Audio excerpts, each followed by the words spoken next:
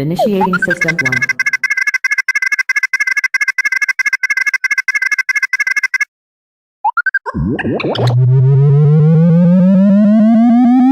System 1 loaded.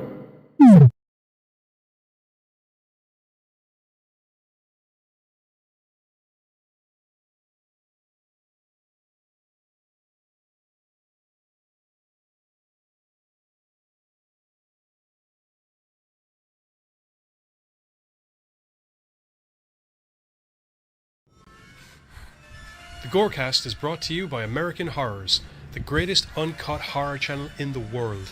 24 hours a day, 7 days a week, all horror.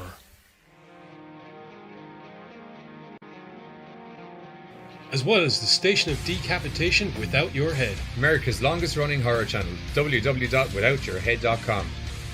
The following program is rated TV MAL. It contains strong language and is intended only for mature audiences. Viewer discretion advised.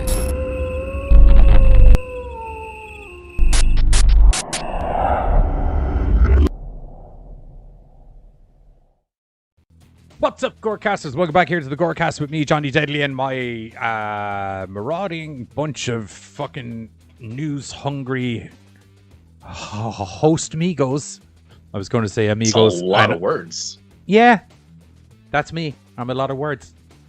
Yeah, well, it's Tuesday night, and as per usual, we are super stacked for the horror news Tuesday episode. More stacked than even I initially anticipated. But coming up on tonight's show, we are going to be talking about a new movie that's coming out called Witch Hunt, which is witch hunting set in the modern day. Going to be interesting. Yep. Discovery Plus and the Travel Channel have got world-renowned scam artist Zach Baggins and the man who's never turned down the opportunity to do a remake, Eli Roth, hosting. Fuck Eli Roth. Yeah, hosting Ghostober. Don't say that. He works with Blumhouse. Oh, God, that's why I say fuck Eli Roth.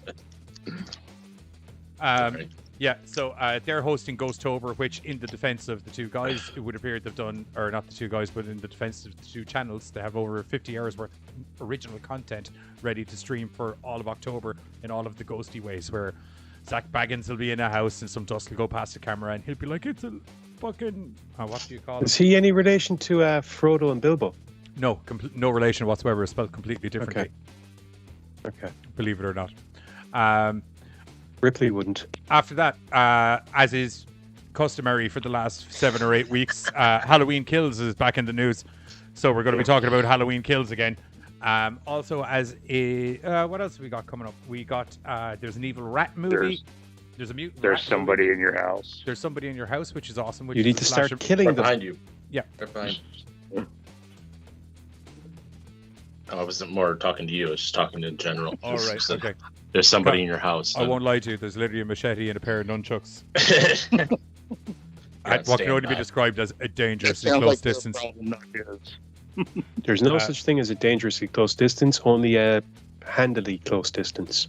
Oh, no, I was talking for the non-entity that is not actually behind me. Yeah. That's a slasher movie where the guy shows up to murder you wearing your face, which is unusual because normally he wears your face afterwards. But no, this guy, he shows up wearing your face.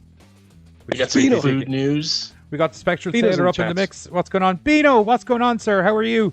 I got a game for you, man, if you've got that tabletop simulator Good thingy. to see. Anyway, in the chats, we should say hello to everybody. We have Bill, who we need to wish a get well to, as the hospital fucked him, from what I understand. We have Bree, who's dancing with her friends to some music right now, so that's good, if I read that correctly. We have Katie, who's also not feeling well, so also wishing well to you. I'm starting to worry, are we having a negative effect on people's health? No, we have a positive effect. Sick people come to see us because they feel shit and we make them feel better. College Creation said Johnny loves words, and you know what? They're not wrong. That's Bino. I know it's Bino. Yeah, everyone we know loves the Bino. And Ooh, Spectral hi, Sailor. She's in the chat. And Pam's in the mix as well. Yes. Hello. That is everybody. Yes. Yeah, that is everybody. Yeah. So we got. I went up and down the list because I won't lie to you. I'm a bit frazzed right now. I made and ate a sandwich in fucking a fried sandwich in 4.5 minutes. I don't even know Oh, if we those got rashers were cooked. Charlotte Fernandez is here as well. Charlie, welcome Hey, to Charlie. welcome to the Chisnits. How are you? Anyway, on top of mutant rats and a guy who wears faces, also IHOP, which I only found out today is the International House of Pancakes. I nearly said pizza there. I knew it. Yep. It works. Yeah, so an International House of Pancakes is changing the H from house to Halloween. So it's an International Halloween of Pancakes, which is now, evidently, according to Webster's Dictionary, the new collective term for pancakes. Probably the best story tonight. Yeah, it used to be a murder of pancakes, if memory serves me correctly, but it's moved on now. And on top of that, we have a special guest who was a last-minute addition to the show, where we got Hart Fisher from American Horror is going to be popping on with us in a little bit. And we're going to be talking about the Buildable Kickstarter, him being the general most dangerous man in comics, and some other mentalness as well. I'm not even going to imagine. I'm guaranteeing there will be more. There probably will be more. That is a hell of an opening. We got a lineup for you guys. We got a line up. No fucking tumultuous Tuesdays here on the GoreCast. Just fucking tripping Tuesday on with a load of horror news. Anyway, first up, in the horror news bits, as was aforementioned, we have Witch Hunt. Yes. Director Elle Callahan is set to bring a modern-day witch hunt, and by that I mean the film is actually called Witch Hunt. It's set to be released in theaters, digital, and on demand October 1st from Momentum Pictures. I like when a movie does what it says on the tin. Do you know what I mean? Yes, it's like, it this does. movie's called Witch Hunt. What is it about, by the way? Oh, Witch Hunt. Well, Yes, but Good. more importantly, it's a witch hunt set in a modern-day America where magic is real. America. Now, the film centers on teenager Claire and her family, who are involved in basically kind of an underground railroad for witches, trying to get them down to Mexico where they can get asylum. This is going all well and good until Federale witch hunters arrive on and kind of put a kibosh on their little I like the way Coyote Express. I like the way Trump tried to build a wall so the Mexicans wouldn't be able to climb over to get into America. Never thought about the American witches just digging a hole and going straight under the wall into Mexico. Good stuff. or other Americans just trying to get away from Trump at the time. Yes. in general. Yeah. So, yeah, basically so crazy. the Federales get onto the family, and so they have to try and hide a couple of teenage witches while still getting people down across the border. And I think Claire is supposed to be normal, but ends up being not normal by the end of the film, maybe. I don't know. But yeah, no, as I said, it's an interesting movie because It's Auschwitz, but in America and with witches instead of Jewish people. I was going to say that it's interesting because it takes exactly the stuff that happened in America with Americans 400 or 500 years ago and just, updates it. Yeah. Nothing got to do with the Jews because, let's face it, America didn't need that excuse to burn women. Puritans are now Democrats, and yeah, it just needed the fact that, stuff that we don't know. That makes you evil. We're going to have to kill you. yeah. What? If you You have can't knowledge enjoy you don't have, you must die. if you can't enjoy a bit of magical imbued mentalness on a fucking Wednesday afternoon or something, what fucking life are you living? That's all I'm going to say. Or if you can't treat people with herbs and stuff that most civilizations might have forgotten about. Poor Dracula's wife. Yes. Poor Dracula's wife. Hashtag Castlevania. I would say poor the rest of that country, but no, they deserved it, the pricks. Anyway, Yeah, they really did kind of bring what they were looking for upon themselves in that anime. Yeah. At no point did I feel kind of like, you're going a little OTT there, Drac. You know what I mean? Nope. I was kind of like, justified. I hated humans. She told me humans aren't all that good. I go off to wander around the world to figure out what it's like to be human, and I come back and they've cooked my fucking missus. No! I legitimately was expecting Slayer to start playing that year for the year anniversary when all the stuff happened, the rain and blood. In my head, I just heard ching, ching, ching, ching, ching, ching, ching, ching, ching. It would have been good. Safe to say, though, aesthetically, it would have been a little bit out of place, wouldn't it? Maybe. It wouldn't be out of place in this new movie, Witch Hunt, though, because, like you said, it's a contemporary take on the notion that, magic is real, and what lengths would the American government go to hunt down and kill these perfectly innocent magic-wielding women nowadays? Well, unfortunately, living here, we know. So, We know. Okay. Well, there is anyway, no the rest of the no end to the lengths, I believe, is the term that's you what I actually meant, use. Bill said in the chat there that he was like, have you not seen The Man in the High Castle? Don't need to imagine concentration camps in North America. You can see it in that. So that it would appear Except that the man in the high castle was once again dealing with Nazis, so that's not actually America. That's a completely different social structure that happened to invade and take over the continent. set in North America. Oh yeah. Okay, I haven't seen it. What is it? Nazis take over America? Basically, Yeah, what it's kind of a happened? time It's it's what happens what if if- Nazis won World War II. Yeah. Oh right. And Okay. then it turns out that it's actually a dimension next to ours. No human and rights. someone- No human rights. Terrible living conditions, but everybody will look very spiffy. And all the trains are on time. And all the trains are on time because there is that. I lived in Germany. That's genuinely not a lie. Like if your bus or your train is at 4:15, you would want to be there at 4:10 For 10 4, past. or that bus at 4:15. That bus is fucking gone. If your leg is halfway in the door at 4:15, you better have a good grip, buddy, because you're going up the autobahn. Fucking yeah, like clockwork. You actually don't need personal transport in Germany. The public transport is so fucking good and on time. Anyway, as I was saying, Witch Hunt by director Elle Callahan is due out from Momentum Pictures in theaters, digital, and on demand from October 1st. And Very there's a good. trailer up on YouTube, which looks very, very good. Right, next up, Ghostober. Who's taking Ghostober? Zach Baggins. Sorry, In the middle of the beverage. it's a beverage. Middle of a beverage. A bit of a tasty All beverage. right, so excuse me. Ghostober, as I was reading through it, sounds pretty cool. It's going to be a series of specials and stuff like that on several different channels, like Food Network, Discovery Plus, Travel Channel, and it's just shows and whatnot that are going to be on each of these channels. Some of them are going to be fan favorite led celebrities like Anthony Anderson, stuff like that. Alison Hannigan.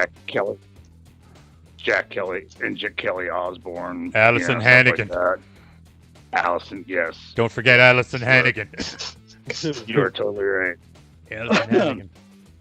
But throughout the whole thing, Ain't going to be no spillo when there's willow. Don't mind telling you. right. But Don't even know what that Through the means. whole thing. Won't lie to you.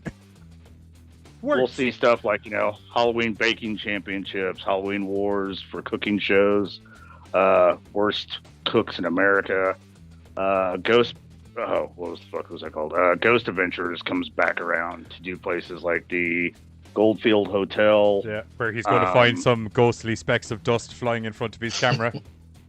Right. Where else? Where else?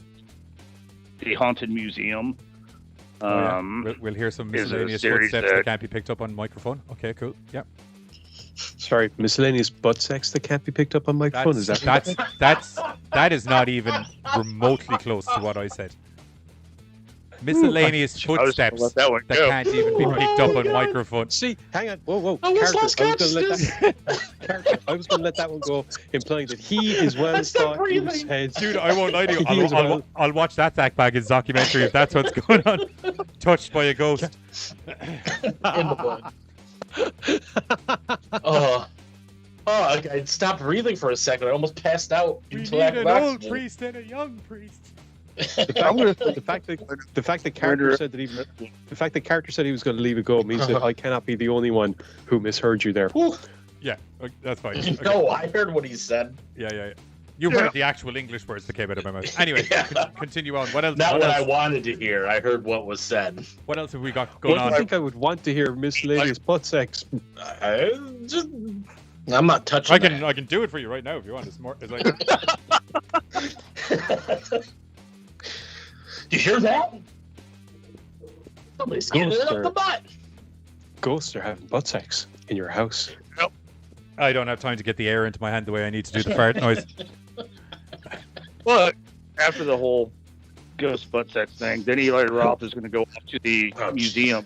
The question is, how's he going to follow the ghost butt sex? I don't know. Like, it'd want to be a pretty interesting museum. With a ghost reach around. Oh, jeez. All right.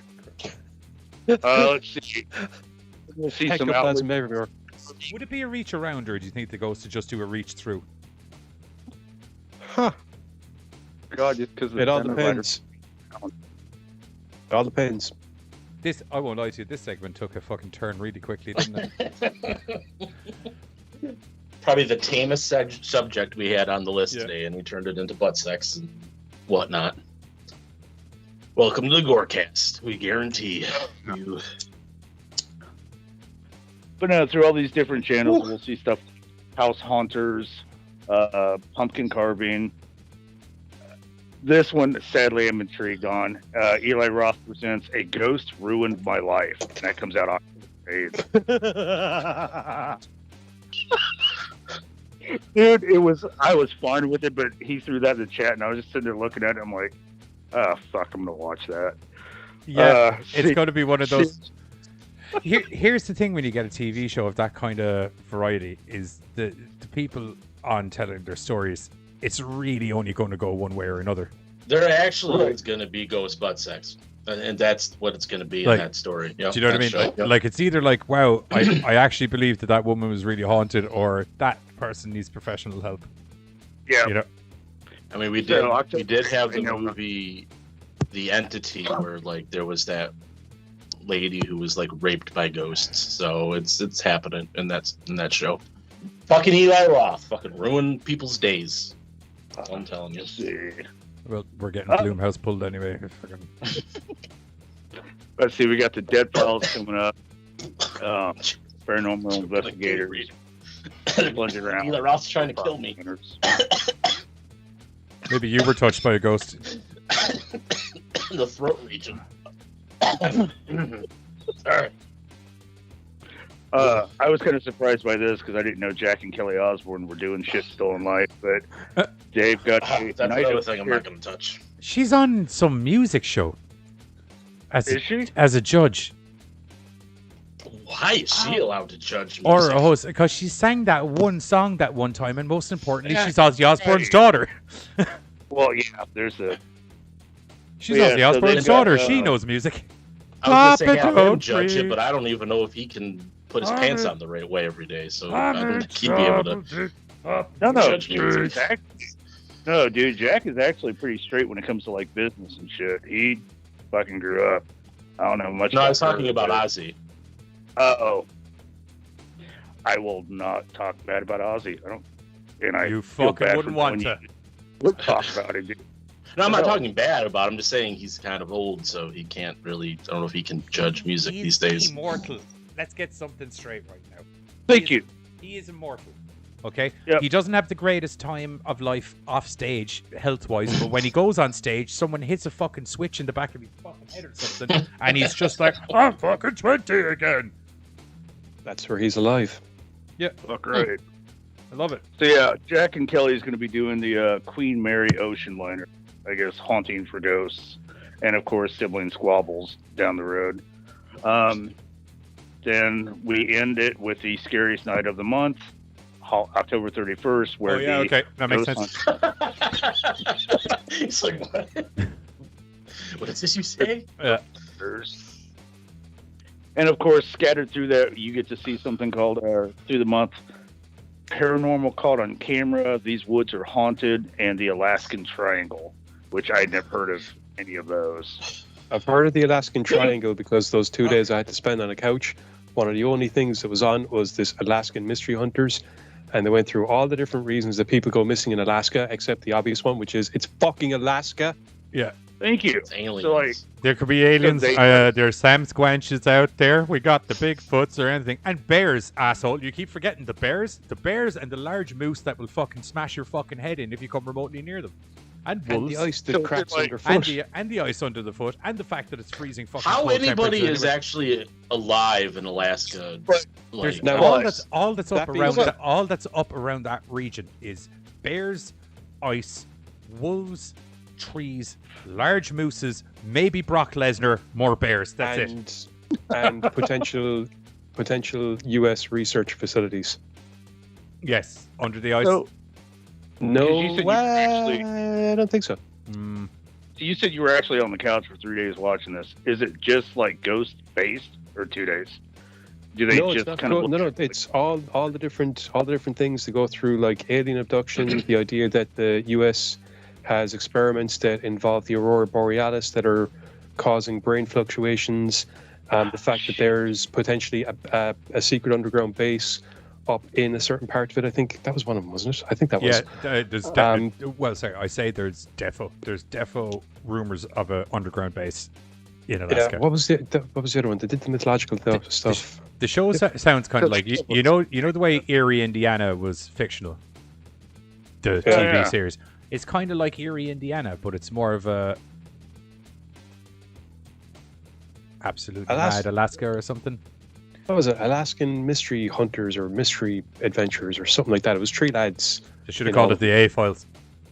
All right, but Yeah, sure, so that's- between Discovery Plus, Food Channel, and Travel Network, it sounds like they just think they're going to have everything. Stuff's gonna be on. If the Food Channel are involved, and this may age me, but they better have Martha Stewart and Snoop Dogg cutting those fucking pumpkins, or I'm going to be fucking pissed off. I don't know if she's allowed to be on TV anymore. She's on TV the whole time, and herself and Snoop Dogg are literally the best of friends now, and that's not. I know like, that. Yeah. the two of them.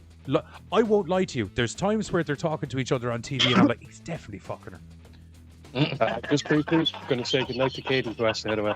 Night, Katie. Hey, night. Thanks for joining.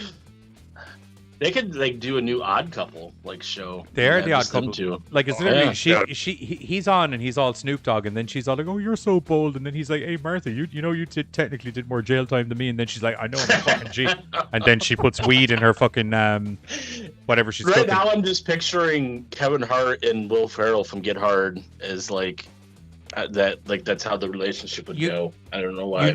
You know this. I'm not talking fictionally here. I'm not fantasy booking. I know. No, I'm just saying. This is an existing TV show that exists where they interview guests, and Snoop Dogg is Snoop Dogg, and Martha's like his horny little fucking stepmom or something. I still think he's knobbing her. I won't lie to you. There's too much of a bond there too quickly, and there's this little glint in the eye when they say jokes to each other. Definitely. Or maybe they both have the same tastes. I still just want to know how that started. Like, where Black do you guys. run into each other at? Like, Or at not.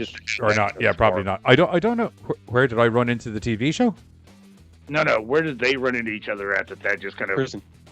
No, she was in prison. She got out of prison, and then she, if memory serves me correctly, she used to be on a lot of those celebrity roasts. And Snoop Dogg is on all those celebrity roasts, and the two of them just got chatting and fucking just fucking love each other. Just fucking. Yeah, like Maybe speculatorily, maybe. I'm not I just saying. figure out where they both would be staying at the same place. if that makes sense, though. Allegedly. Yes. More than likely, what's happened Allegedly. is the two of them have the exact same view on life and perhaps other things. I find that highly implausible.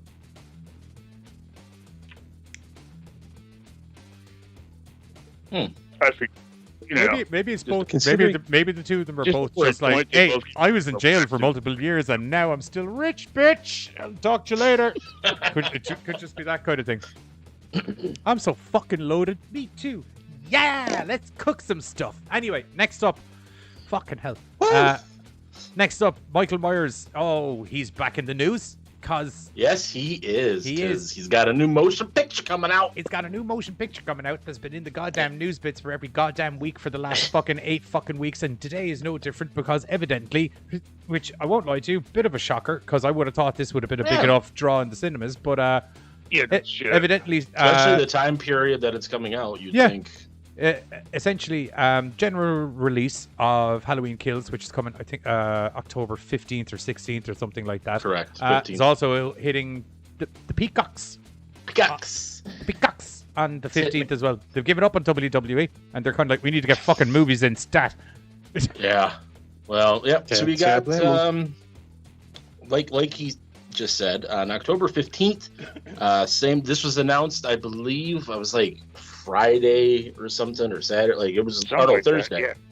Because It was in between. they just finally started screening the movies for critics, and like the day that they started screening is when they announced that it was going to be released on Peacock. I don't know the full, because me and Carter kind of were talking about this, because like there's a couple different versions of Peacock. There's a paid and a free version.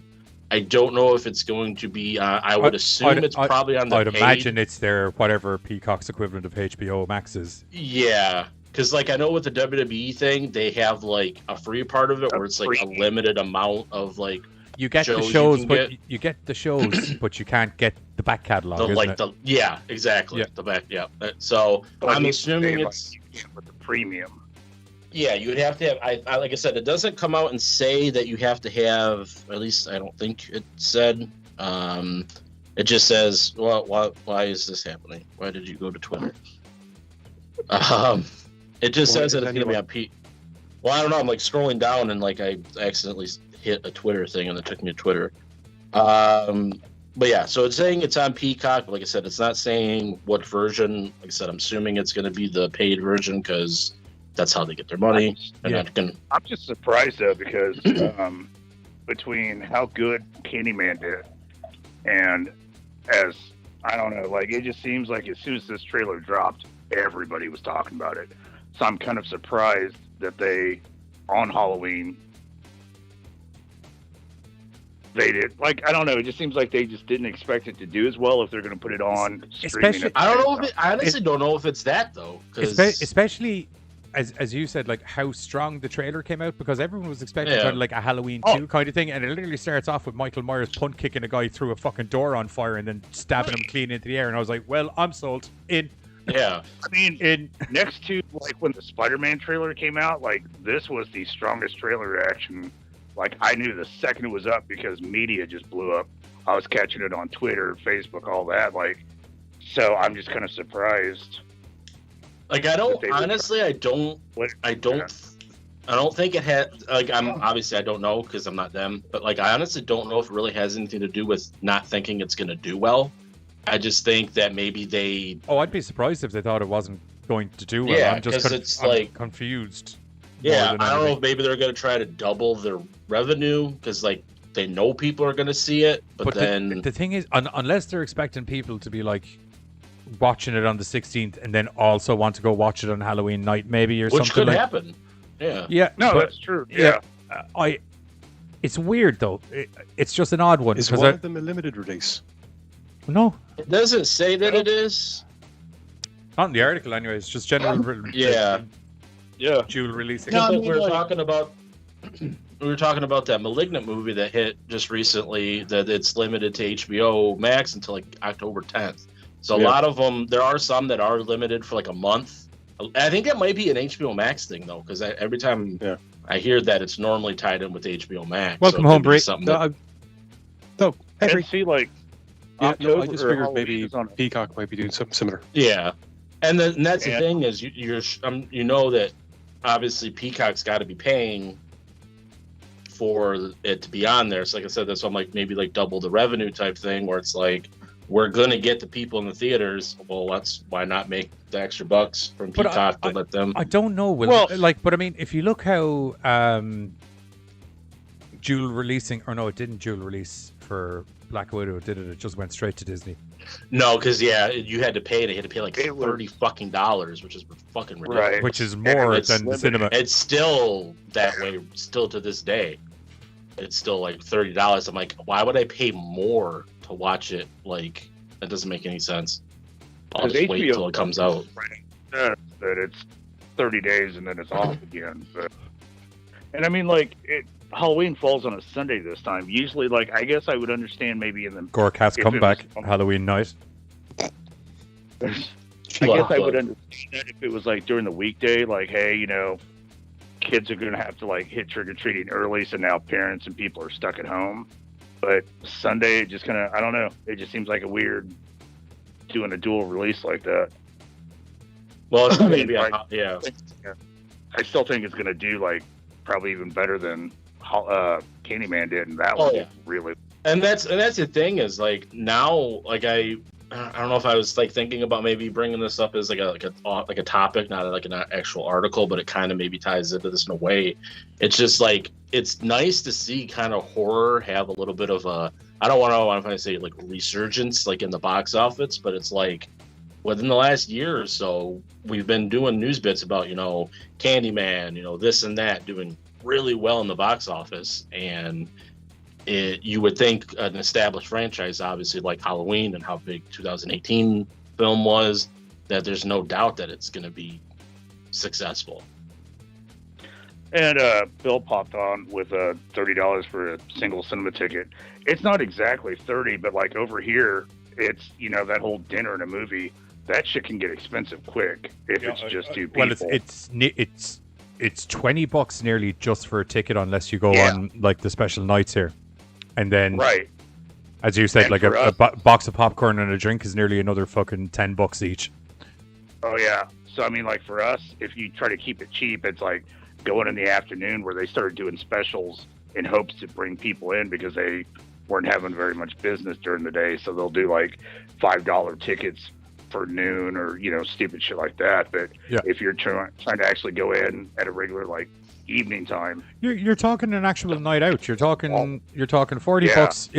If you're in a date scenario, and heaven forbid you're bringing fucking kids and your friends with you, but like say you're in a date scenario, you're looking $40 for you and your ladies or your mans or your dems ticket, significant others ticket, then $20 for everyone's popcorns and everything, unless you're hoping to do the old fucking dick in a box move, so it's 1 box of popcorn and 2 drinks. That's a joke. Like the coolest thing we ever did was when they did the back-to-back Avengers, because it was that one ticket and you got like all of the movies. That was probably. But you didn't move for like 8 hours. No shit, dude. You got that fucking money's worth. But other than that, complimentary like can. That's kind of why when he was like, "Hey, do you have like a shit ton of kids? Rent this for $30." And I was like, "Well, okay, that is kind of cheaper." Well, we went to that WWE thing about a month or so over SummerSlam at the theaters. Now this is a special event, but it was $25 a pop. Just for per ticket. So like, and there was like 5 of us. That's over $100 just right there in tickets, and then popcorn and pop and all that shit. Yeah, so. For something special eventy like that, I think it's kind of worth it. It'd be cool to watch SummerSlam just on it was cool. Screen. It was different. It definitely was different. Coming out, like I said, October 15th. I'm probably gonna be watching on Peacock because then I just don't have to go outside, so works for me. Yeah, fucking people. Yeah. Right. Next up, Netflix coming to Netflix. I'm doing this one, aren't I? Yes. Yeah. Right. So Netflix, as per usual, with their run coming into October, which they were releasing a lot of horror movies at the end of September, and I was worried that I was like, a lot of horror movie releases end of September. They better not be fucking me for October, because I'm going to get angry. But it turns out they're starting off October with a bang, as they have There's Somebody Inside Your House, which is your typical high school slasher story where there's a whole group of teenagers, and some of them have been nasty bastards to some people, and there is a serial killer, and he's at large, and he's looking to teach some people lessons about the bullshit that they've been doing through the medium of murder, as tends to be the way with the slasher. But unlike this, your normal guy who, he puts on a mask of something, or he has a balaclava or whatever, this guy, I obviously don't know the ins and outs of it yet because the movie isn't out, but this guy makes virtually picture perfect realistic masks of the people he's going to murder, and then shows up in their own house dressed as them and murders them. And I like it because that's fucking weird. Oh, that's seriously fucking weird, dude. Do you know, like, that's the type of thing that if he got arrested and locked up at the end of the movie and put into prison, that like even like hardened psychopaths in prison would be like, man, it's pretty fucking weird. Don't drop the soap around him. You just made your victims watch themselves kill it. Wow. Yeah. Yeah. Do you think they're going to do one of those bits where, like, the guy alone? Do you think they'll do one of those bits where, like, the guy thinks they're in front of a mirror and it's not a mirror, or it used to be a mirror, but the glass is gone, now it's actually... Oh, they could do the double doink from WrestleMania 9. It would be like... The what? The double doink on WrestleMania 9, where there was 2 doinks and it looked the mirror thing. Wasn't there another mirror thing, Ultimate Warrior in a mirror as well? Probably. Oh, no, he was in the mirror. Like, he was... Yeah, he was in the mirror, and like Hulk Hogan turned around, he wasn't there. Good old WCW. WWF? It was WCW. Was it? Yeah, that's when they tried to do some. I don't even remember. I think he was just called Warrior, The whole One Warrior Nation thing where he like went to WCW and tried to like beat Hollywood Hogan and he lost, and it was very anticlimactic and stupid. I've got a fake So- tan. It's Like watching WCW. Exactly. That's a sad old WCW. I think Brutus Beefcake was involved because of reasons. Because beefcake. Beefcake. Beefcake. And for the answer of Bill, yes. Big From E my wins the understanding, WWE Big E- title. That is true, Bill, and congratulations to the Big E. Because, well done. No doubt. Yes. Well done. He was I saw- shaking his hips. I saw all the racists came out. And they, were, Yeah. they did a poster of like him, Kofi, Lashley, Woods. and him, Kofi, Lashley, and The Rock Woods. as Rock. the champions of color over the years, yeah, and everyone yeah, was just yeah. like, Hang "You on a only minute. you only goddamn made me champion, so you can be like, look at all our color champions and blah blah blah." I'm like, Hold up. fuck off. Wait a minute. He You earned mean that. they forgot the? Hang on. You mean they left out the five-time champion? He wasn't a WWE champion. They He left was. out Mark Henry. You what? Booker T, didn't he hold? Didn't he have the title at one point? He had the World Heavyweight title. in World Heavyweight WWE title. As King, Yeah, yeah. as But King that- Booker. But the World Heavyweight Oh, so title they- at the time wasn't. Oh. Well, no. It was in the company. Yeah. It was in the Yeah. company, but it wasn't. Unless they're just specifically saying WWE champion. Then they Well, have all, this kind all of- that was in that so, picture was Rock, Lashley, Big E, Kofi. Kofi. and Big E. Yeah, Rock, Lashley, Kofi, and Big E. So maybe they're talking about literally WWE Universal Champions. And- Maybe, or, In the title, just WWE, because Oh. those other two were World Heavyweight champions. yeah, so because it was didn't a- that World Heavyweight Champion come over was- from WCW? Yeah, it was the WCW belt. Yeah, And then Big they gold merged. belt. They merged the two of Yeah. them. Jericho merged them. No, Yeah, with the Universal Yeah. title, Yeah. That's Yeah. it, yeah. Jericho merged. or them. not the Universal, the Undisputed champion. He Undisputed won, champion. And then they separated it when they did the brand split the first time. So they had the WWE Championship and the World Heavyweight Championship. Bino, you take that back. You take that back right now. God bless Me? Vince Russo. You are a mental case. Oh. God bless Vince I Russo. just saw that long. Never a more insane word has come out of a Ooh. wrestling fan's mouth. Oh, Oh, Bino. Oh. dude! I actually caught a video of Mick Foley. It's like if you, What's it's wrong like with someone that? going, Jim Cornette, he's got some valid points recently. Same level. Recently, when talking about stuff that happened 50 years ago, probably recently when he's using his brain from 50 years ago to talk about current wrestling things. Although, you see himself and Tony Khan are all triggered. rubbing each other's elbows now. Yes. Fair dues. If Tony Khan can win over Vince or fucking Jim Cornette, man, Tony Khan is the man. Well, to be fair, Tony Khan is actually producing wrestling, while Vince McMahon isn't. Yeah, I'd say, yeah, but it's not, according to old Jim, it's not wrestling. This is not what we're supposed to be talking about. Anyway, Netflix. No. Yeah, the movie's coming out October 6th on Netflix, so you don't need to wait for any cinema releases and stuff like that. Check out the trailer. It looks good. It looks good. I never give any full declarations about Netflix horror movies until I see them. I know it sounded like there was going to be more to that sentence, but no, there wasn't. I don't make full declarations about Netflix horror movies until I go to see them, because I found No shit. Look at this It war. looked I found good. when it looks shit, it's probably been good, and if it looks good, it's probably been shit. It looks good. It looks good. Good old-fashioned slasher movie. It's like all the years people have been like, why do they keep fucking up the slasher movies? Just give us some slasher movies, and Netflix have finally listened. It was the same as the Fear Street things. Do you know what I mean? Yeah. Like the first half of the first movie and the big chunk of the third movie. That's just some good old-fashioned slasher. Or sorry, not the first one, the yeah. second movie. All of the second movie and the later half of the third one were all just good old school slasher fun. I loved it. It was great. So hopefully Netflix are going to deliver again. As I said, trailer looks really good. Make sure to check it out October 6th. On the Netflix. Right. Next news bit is... There's the interview. No, what's after the interview? I said a comment. After is the rat movie. Crap. The rat yes, movie. the rat movie. Okay. Yeah. So we're jumping. All right, so rat man. Well, I didn't. Rat man. I think you'll find if you look back through the messages, I very specifically said there is a chance that the order for those two particular segments might swap, depending on how long it took us to get through. I just was okay.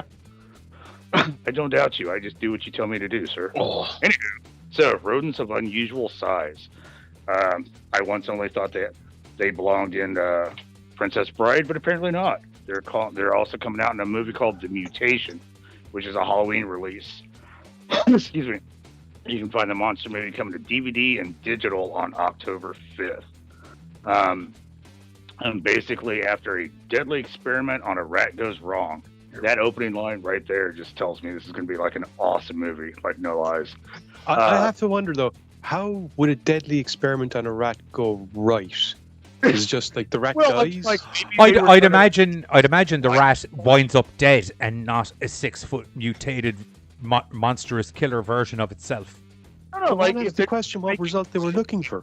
Dead rat. No, but I'm saying like if they were trying to make it glow and it did, that's an experiment that went right. It looks like a bat. If they were trying to make it glow and it turns out to be 6 foot tall and murdering people, the experiment went bad. Right. Doc, I think you fucked up. Yeah, just a smidgen. He's way more murdery than I was looking for out of my rat lamp. Let's see. It's the only reason I can think of you make a rat glow in the dark is rat lamps. Rat lamp. Na rat lamp. Oh, everyone jumps on that one. Let's see. Loose in a city, and a group of detectives are on the hunt for the beast. Zoologist Marsh must work alongside a grieving widow. What? That makes no sense, but okay. Charlotte, I will get back to that comment in a moment, because, yes. To help the detectives capture and exterminate the mutated rat. As the body count rises, no one is safe, and the rat is growing at a rapid pace. A ratted pace, so, if you will. This bitch is going to keep going until we get down, apparently. Rat kite. Yep. Oh, so, like I said, it had me after the mutated rat. Oh, the rat is just awful looking. It kind of looks like a very furry Dracula from that scene in... There's kind of bat wolf-ish. It's kind of weird. There's more images available after as it gets bigger, and it looks terrible. Now, when it goes hairless, that's kind of fucked up. That's what I'm talking about. But there's a trailer out for everybody. No. So weird about this, but why did you go? Oh no! It is the hairless awful. rat. There's a trailer out. Yeah, I just watched there's nothing. It's from Uncorked Entertainment. Oh, it's going to be awesome. Oh yeah, so CGI. What's the name? What's the name of this rat? What is it? The Mutation. And they even state it's fun sci-fi style creature effects, and so when that comes out, you're like, oh man, looks like a dinosaur. Something. God, what was it like? Sharktopus versus wolf whale. Yes, that's kind of the idea of like whole Weirdly sci-fi. enough, I'm not going to lie. I actually did like the design of the wolf whale.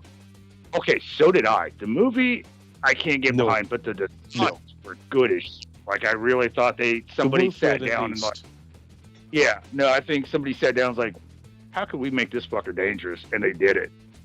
Yep. The wolf whale, at least, was the only savable thing about the entire thing. Oh dear. So no, like, you're right. Bill's right. It does look like one of the Magog from Andromeda. A bit hairier, but yes. Okay. I don't know the reaction. They were, the Andromeda was a series done by Gene Roddenberry. It had a god in it. Actually, it had several gods. This is zoologist Alan Marsh and his assistant. I have the trailer on the screen there if anyone's interested. But we don't think this murder was committed by another human. I watched it. I didn't hear it. I watched it. What do you think you could have done this? That guy looks like Simon Pegg. My husband was working So he does. up there, and I would have found out. Oh no, where did YouTube go? Why did you stop? okay, it's in a basement of a house. So you know that all these experiments are like above board. So Yeah. Well, that's where all the best experiments happen. Sure, look at Reanimator. Yeah. And it is hungry. nothing bad has ever like found its way out of basement creations. Yeah. 100%. Bro, just wait. Bert, have you got something in the basement? Nope. Yeah. Just wait till you see its bigness. Yeah, like its movement's weird when it's hairy because it's more like kind of werewolfish. It's very werebat. Yeah. Yes. It's a dog with a bear mask on. Oh dear. But apparently later on it gets like. Yep, there it is. There we go. Oh. Hey, you know what, man? I know. Come here. I'll give them credit where credit's due. I know it's a CGI mouse and all that, or a CGI rat and stuff, but the way it moves across the roof and hits the car and everything, at least it interacts with the environment properly, if you know what I mean. Yeah. Like I've seen worse jobs where it's just like that rat and that thing are not even in the same movie. Right. You know what? Yeah, I'll watch it. Oh fuck Jesus, we're gonna do it, aren't we? Yeah. Oh, we're doing this, and we're gonna do the fucking. What was that bunny rabbit one I sent you, Carter? Oh my god. Killer the bunny thing? No. No. I'll have to look through because I can't remember the name of it. Because the trailer on that one was awesome. If you want to see a dodgy 50-foot CGI animal. Yeah. Yeah. It was like kind of Night of the Lupus if you had like no money. And Looked if cool. your lupus was a fucking marionette puppet on a green screen. Right. You're laughing Must like be. I'm joking. I'm No, not, I even, know I'm not you're even not. joking. I know you're not I'm joking. not even joking. I was like, I think I that's- saw the trailer. I was actually like, that's Like a bold he's move. I was like, oh He's- fuck, I'm is that- sold up. Todd Jenkins, Todd Jenkins. the guy with the long hair. Do you remember they did that? No, it's not. Do you remember they did that? Bigfoot movie you and I enjoyed. Do you remember they were on the show? I have kind vague of memories of it. Yeah, I can't remember the name of the movie's gone out of my head. Oh, Cherokee Falls, Cherokee Creek. Oh, thank you. Cherokee Creek. Cherokee Creek. Cherokee Creek. That film was fucked up. That Yes, was it one was. horny fucking Sasquatch. Charlotte says it's very dog soldiers. The Rat Man. What, The this? Rat Man. Is it? That's what she said. Charlie said it was very dog soldiers. The That's Rat Man. yeah. That's what I said. I thought, sorry, the way you said it sounded like I read from an actual publication that they're saying it's very like dog soldiers. That's why I was like, are they saying that? I can see kind of dog soldiers, like when it's still the wolf rat kind of looking thing with the movement and shit. If you think about the dog soldiers when they were breaking through, it looks very suitish. Yeah, but you like for you to compare it to a movie of the caliber of Dog Soldiers, you need to be drawing more of a comparison than the rat kind of looks like the werewolves from Dog Soldiers. Do you know what I mean? Or if you're going to say it like that. Werewolf anyway. It's like, I mean, Dog Soldiers is a discernibly higher quality. Oh, yeah. I haven't seen this yet. I don't know. I think she meant visually speaking, from the way they moved and the way he looked. She was Yeah, comparing she it to said the rat person costume she meant. All right. Okay. Cool. Well, that makes That's sense what I'm saying. because Just it in seems the- like the rat person in the costume was told, "Give me werewolf." yeah. I need you to like channel your inner mutant rat. I can do werewolf. How about that? I'd really like a mutant rat. Okay, cool. I'm going to go ahead and do werewolf anyway. All right. I'll talk to you later. And then, well, fuck it. Now that it's like, we can It's okay. totally You go become rat. a 800-foot hairless dinosaur rat thing later in the film. So Yep. this part doesn't matter. Actually, I'll mail Hart there and just be like, "Give me a mail when mail me when you're at Skype." So yes, that should be a fun movie. No sarcasm in that statement whatsoever. Yeah. We just always assume that that's what you mean, you know. No sarcasm.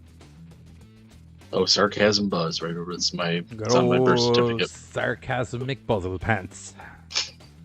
That is my legal name. Yep. Sarcasmic Buzzle Pants. What's the next news bit? We might as well just keep chugging on with news. I think it's the IHOP. IHOP. IHOP. IHOP. Let me What get do I to write? it. What do I write? IHOP Halloween. Sure. Yeah. Sure. Halloween. Oh, IHOP Halloween menu. There it is. Yeah. Well, they've got some Adam's Family pancakes going on, and I'm fucking sold. Give me a second. Gotta find it. There it is. I was kind of sold on the mummy burrito thing. They used jalapenos for the eyes. IHOP. Oh, I am. Well, I just saw the burrito. Hello. Okay. Well, Yeah. we're just going to put all of these pictures on screen. Okay, we're going to get you. Oh yeah, we're going to get you. Like, I kind of have to applaud the person that was like, okay, it's a mummy. Put that motherfucker on the menu. What food reminds me of mummy? Burrito. Yep. Yep. 100%. Yep. Sold. Like falafel or something. Trying to see. Why the fuck would a falafel remind you of a mummy? Egypt. What? I feel like you're going. Are you aware of the construction process involved in a burrito? I'm just trying to think of regions where the food would actually. I don't think they're That's going not what they're regionally. going I don't for. think they're They're going going for regionally look. for the food. I Right. think we're discussing it more as the meat within. Hey, you asked the question of what food would remind me of a mummy. I would think something from Egypt. Well, you're wrong. You're not allowed to. You're not- No, like I definitely want to see Gizz's menu ideas at some point because he's actually going home to like figure that shit out. They're all like, what can like a child think is funny? Burrito with like jalapeno eyes. Sold. Okay. Like, So I finally got to the article because for some reason the link I had wasn't working. So it says, as you may recall, IHOP celebrated Halloween back in 2019 with the Addams Family themed menu of breakfast treats. And through, although the sequel to the animated series is on its way, this Halloween season, the family isn't returning to IHOP. Oh, what is going on here? Oh, it's so good looking. Sorry. This story took a turn. It's a fucking tasty pancake. So I remember when that shit came out. International Haunted House of Pancakes. The menu includes Reese Pieces pancakes, pumpkin spice pancakes, Pumpkin Kinda spice can go torn on fuck that itself. one. Pumpkin spice can go caramel fuck itself. apple a la mode pancakes, Nice. I don't know what that means. Reese's Pieces pancakes with an ultimate combo, There's peanut butter hot cocoa. I'm not hearing that anything. that I'm I'm not kind of hearing disgusted. anything Halloweeny here. Monster Mummy burrito, Fuck y'all. and scary face pancake. Scary face pancakes. You know, hey man, Uh, food restaurants don't have to put the effort in when it comes to wearing my bathrobe. Oh. LOL. Okie dokie. So they take a kind of a good little turn here. It says the caramel apple a la mode pancakes were created by 8-year-old kid chef Ryan, and $1 from every sale of that particular menu item will be sent to a local children's charity. So good publicity, IHOP. I'd have been more But- sold if every dollar from each sale was to send young Ryan to like Yeah. culinary school or something like that. Right. Yeah. The fucking peanut butter hot cocoa though, like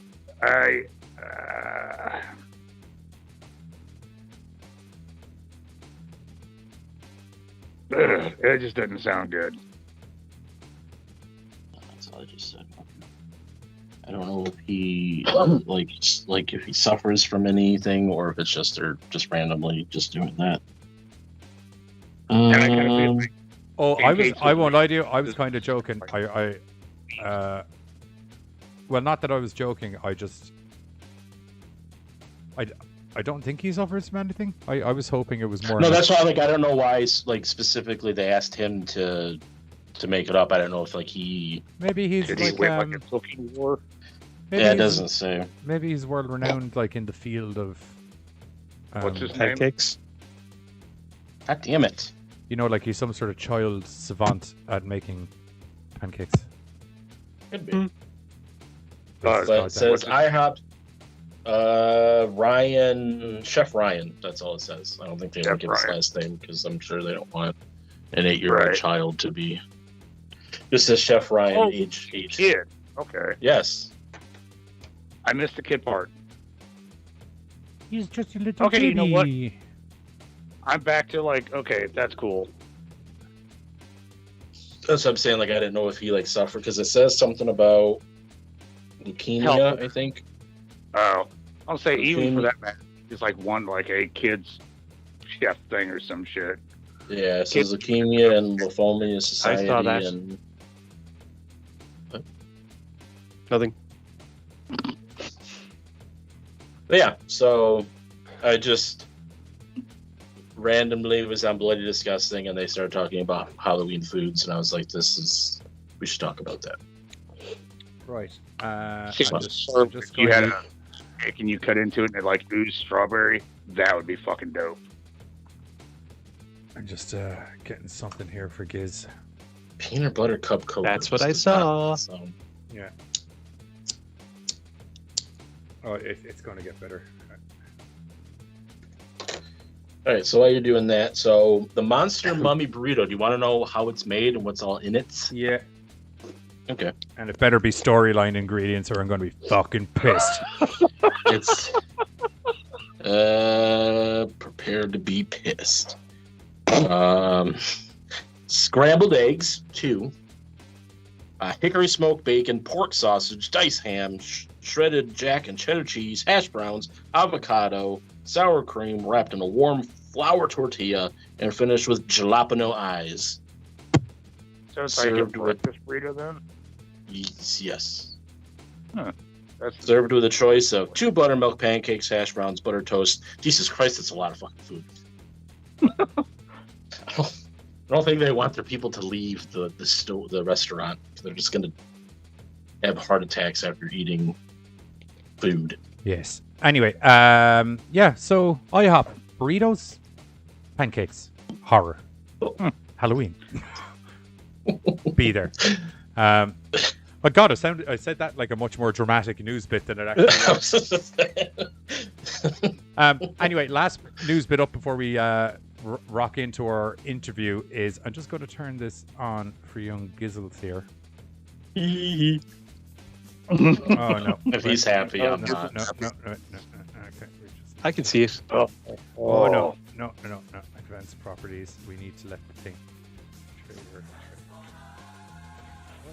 Trader source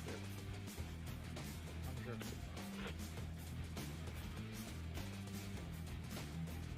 There we go. Now.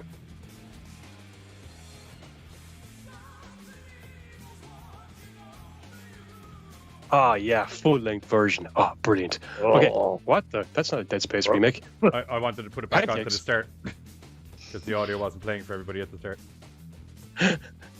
All right, tell people what's going on, Gizzles. Okay, so to celebrate the 35th anniversary of easily the greatest animated movie of all time. That was so well timed, by the way. Thank you. Made the greatest pure heavy metal experience, because what's more metal than metal music and 80s metal robots beating each other to an 80s metal pulp than the Transformers. So yes, to celebrate the 35th anniversary of this marvelous movie that some pansies might say traumatized them just because every Gen 1 character got wiped out in order to make room for all the Series 3 characters. Yeah, bunch of pansies. That was sad, though. It was not. I was just like, ha.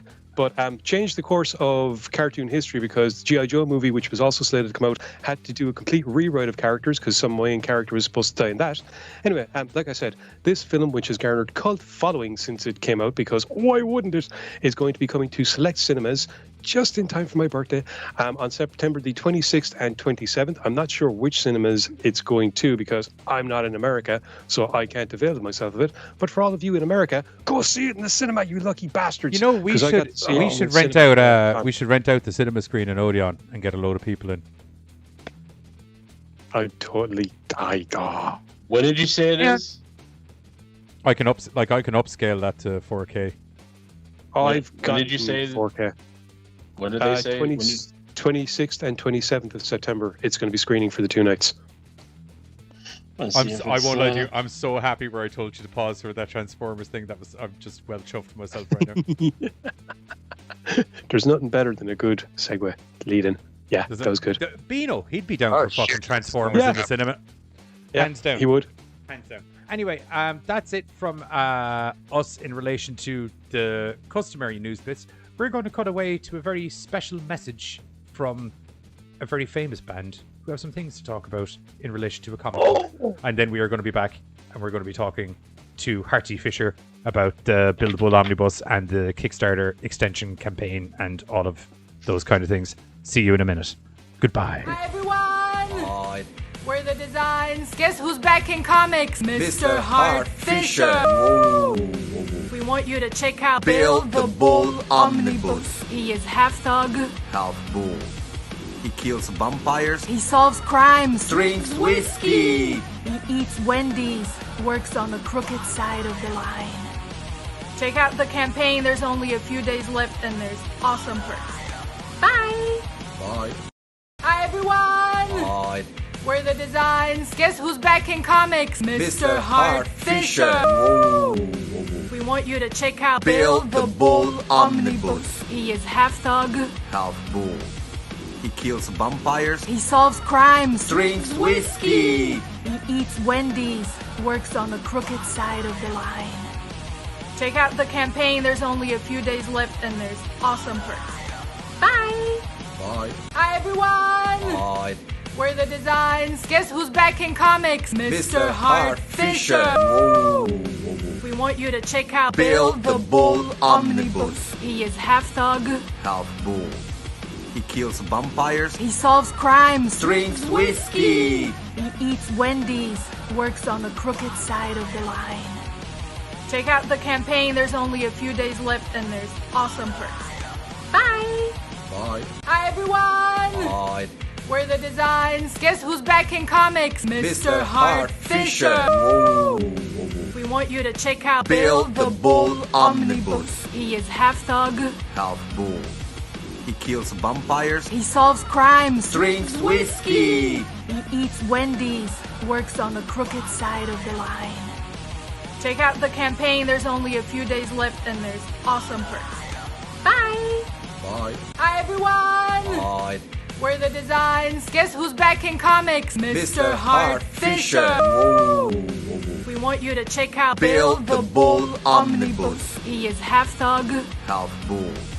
He kills vampires. He solves crimes. Drinks whiskey. He eats Wendy's. Works on the crooked side of the line. Check out the campaign. There's only a few days left and there's awesome perks. Bye. Bye. Hi everyone. Tighten the capacitors. Hold on. Okay, we gotta get rid of the hood. Just a little bit. Well, Sparkle. Hey, how are you? Oh, you're just the guy I was looking to see. Why? I've been working on this new way of boosting productivity within GoreCast. I needed to do some tests with you, if that's okay. Yeah, sure, I guess. First one's an eye exam. Man, I can barely see out those. It'll be fine, don't worry about it. Right, yeah, so if you just stand here. Okay. Perfect. And I will be back in just a sec. Go over here.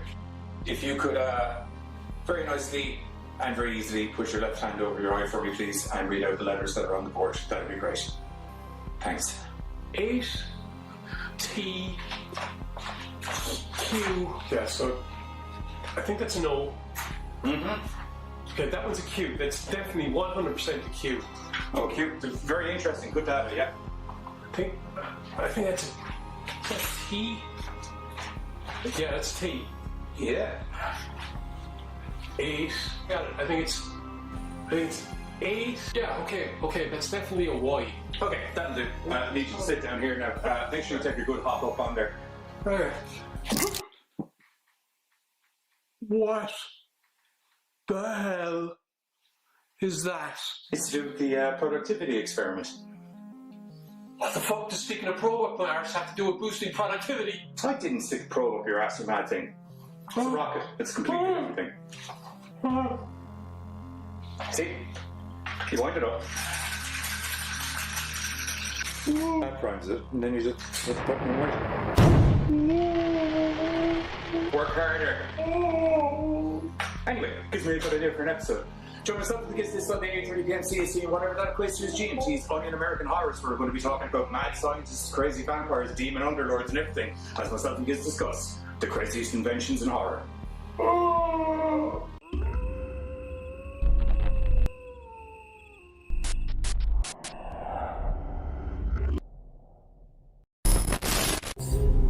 Editus, Expedius, Spielbergiamus!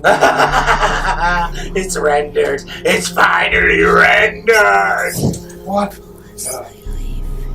Okay, I did not think that was how that whole editing bit worked. At all. It is complete, Giz, my friend. You need to get this over to American Horror's HQ stats because the extension date for the American Horror Film Festival has been extended. And you're going to need this, and you're going to need this.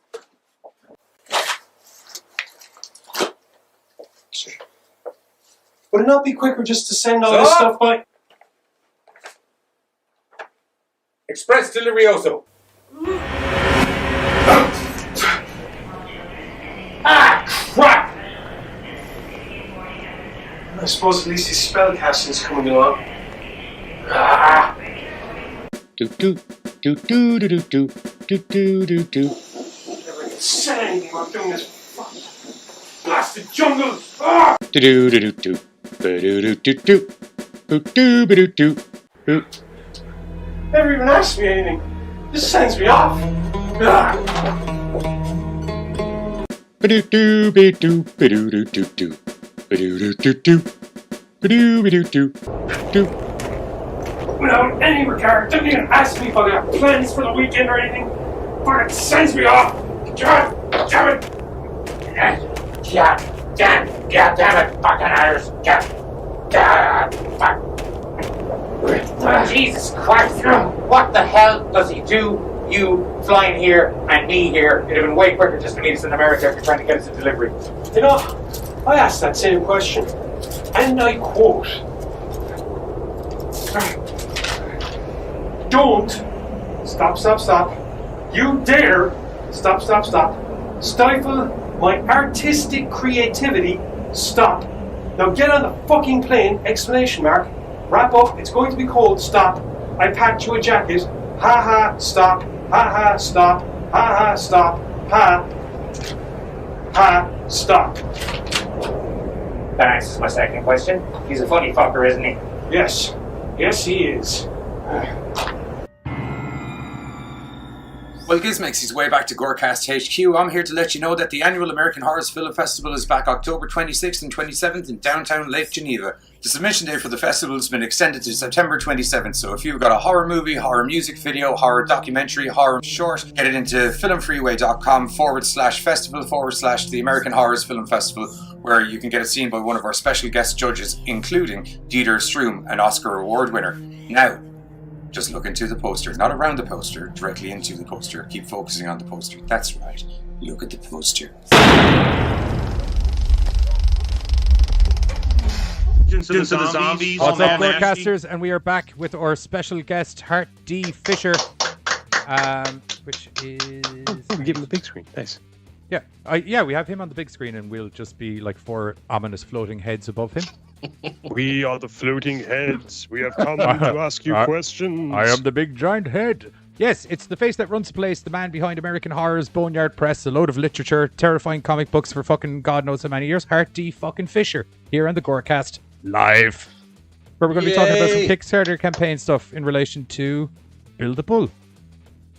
Thanks for making room for me, guys. And it's always room for you, dude. A lot more sober than the last time I appeared on Kickstarter with you and Giz. I missed my dinner, so when we shot that interview, I was running late, and I'd already been drinking at the bar, and I missed dinner, and then we had some technical difficulties. So that has got to be my most. You don't need to explain to us. Yeah. It was so embarrassing. I will say it was funny. You were grand for the first half of the interview, and then there was a moment halfway through part 2 where myself and Giz literally, I don't know if you saw it on camera, we were like, oh no. Oh no. You said something and the words that came out of your mouth weren't fully legible, and myself and Giz were just like, oh no. Oh no. So bad. I was cringing the whole time I watched this on American Horrors. I'm sitting there with the Hobbit with Trike, and I'm just dying. I'm dying. I was just dying, especially the drunk part where we're the drunk in the bar talking about his buddy and how much he loves him. Oh, Max DeVille, you got a long Dan. Max, you love that guy. I feel I'd be remiss to say young Pam is saying hello in the chat to you there as well, Hart. My Pam. can't see any chat. I just see like a little small screen of myself there since I'm like on the Skype here. Oh well, that's what I'm here for. I let you know what's going on in the Chiznits. So it's great to be talking on the show. Yeah. So last time we were speaking, which was for American Horrors, you were about to launch the Build a Bull Omnibus Kickstarter campaign, and then 24 hours after shooting, your Omnibus was accomplished. Right. Oh man, like everything that could go wrong with the last, like I did a pre-Kickstarter earlier in the year, but everything went wrong. We had problems with toilets in the property in the office. We had our air conditioning. We had no air conditioning for almost 2 months straight during August and July, which is a really terrible time in Wisconsin to not have air. And so I had to work at night when I could. And so there was just no way to get all the video done, all the commercials done, all the graphics done.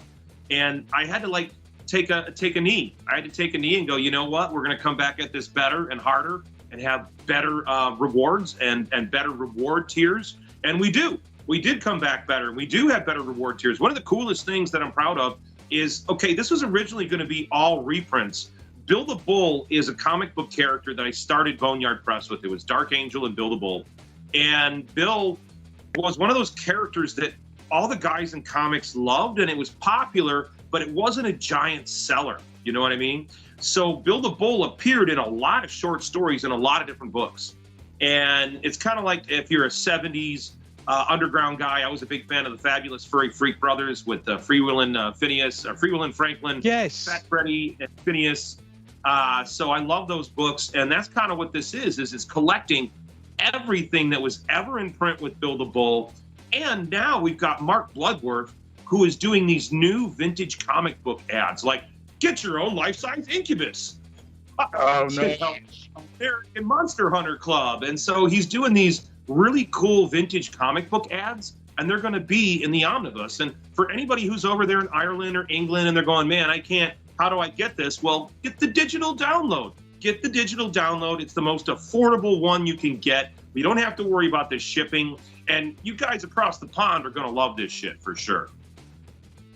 Well, yeah, I mean, like, I have to say that. Sorry for interrupting. I have to say the designs did a bloody good job of proming, as everyone saw in the video earlier. Man, as a minute and a half concise promo of mentalness goes, I gotta give them credit. It nailed. He likes drinking. He likes fucking shit up. He likes going to town.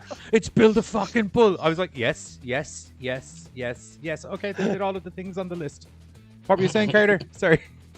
I was just going to say, like, even over here in America, like, you know, I'm a huge comic fan, but digital has been a lot easier when it comes to space and what have you. So, you know, I just don't have the same amount of space that I used to. So I'm kind of more digital now than I am anything.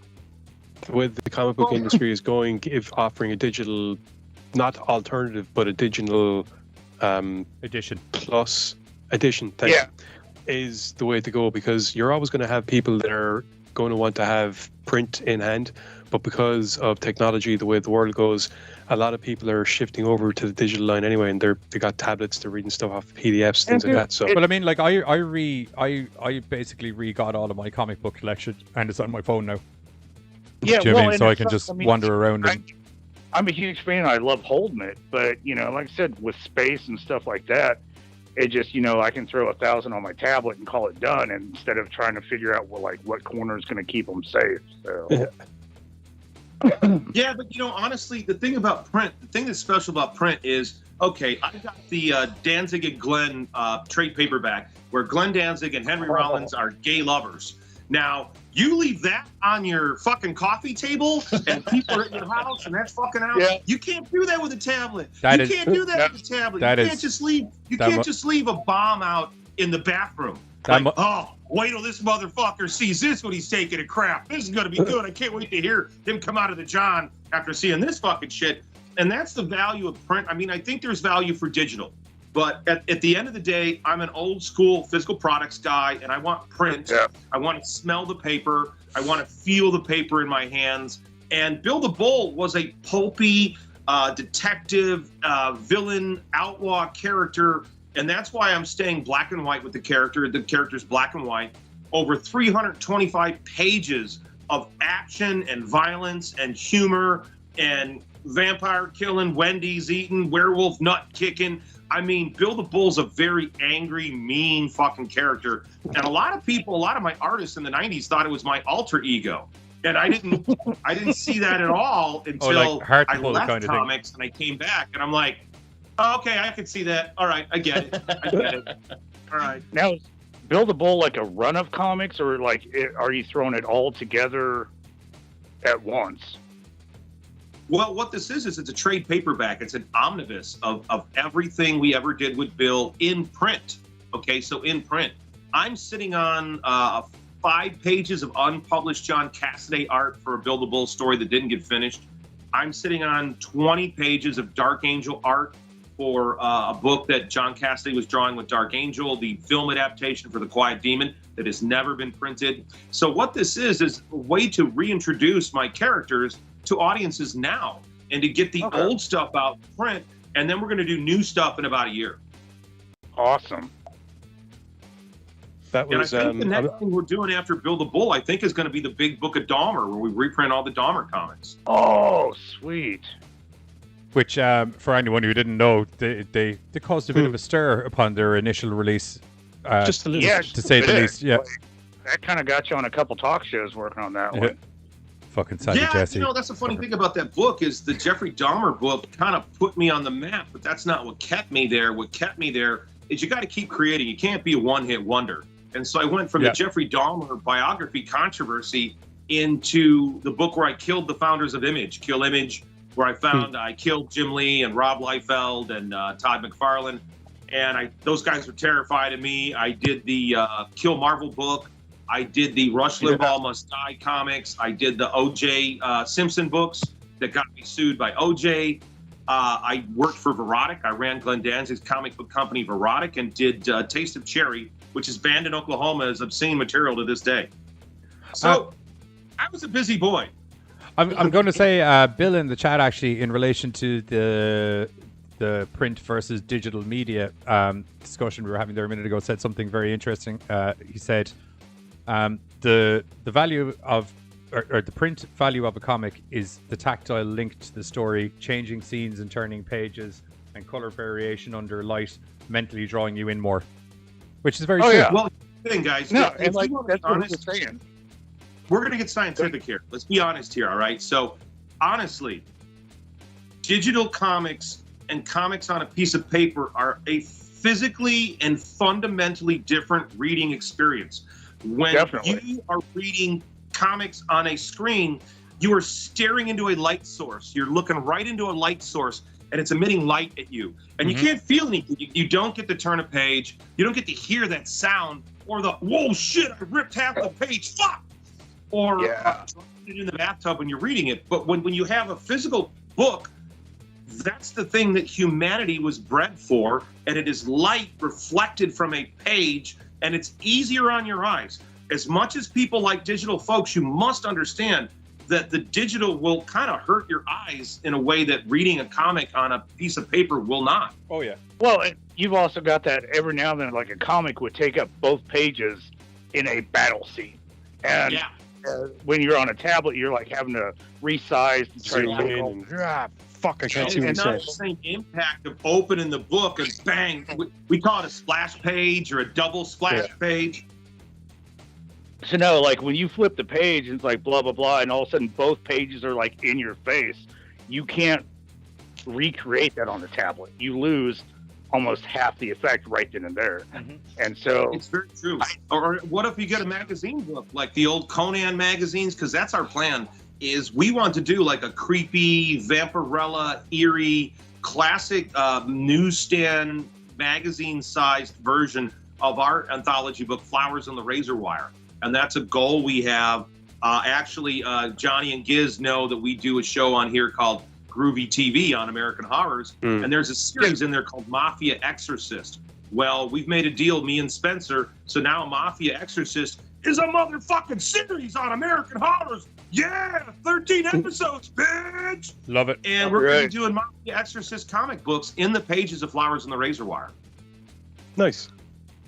And I don't know. I mean, like like you said, we're more apt for digital, but I don't know. Like there is definitely maybe it's just an old school feeling. Like you said, we're kind of more bred for it, but there still is a vibe to have it in your hands.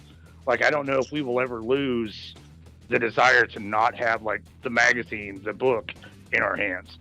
You know, even I'm like, I traded a majority of my stuff for digital, but I still kept my favorites.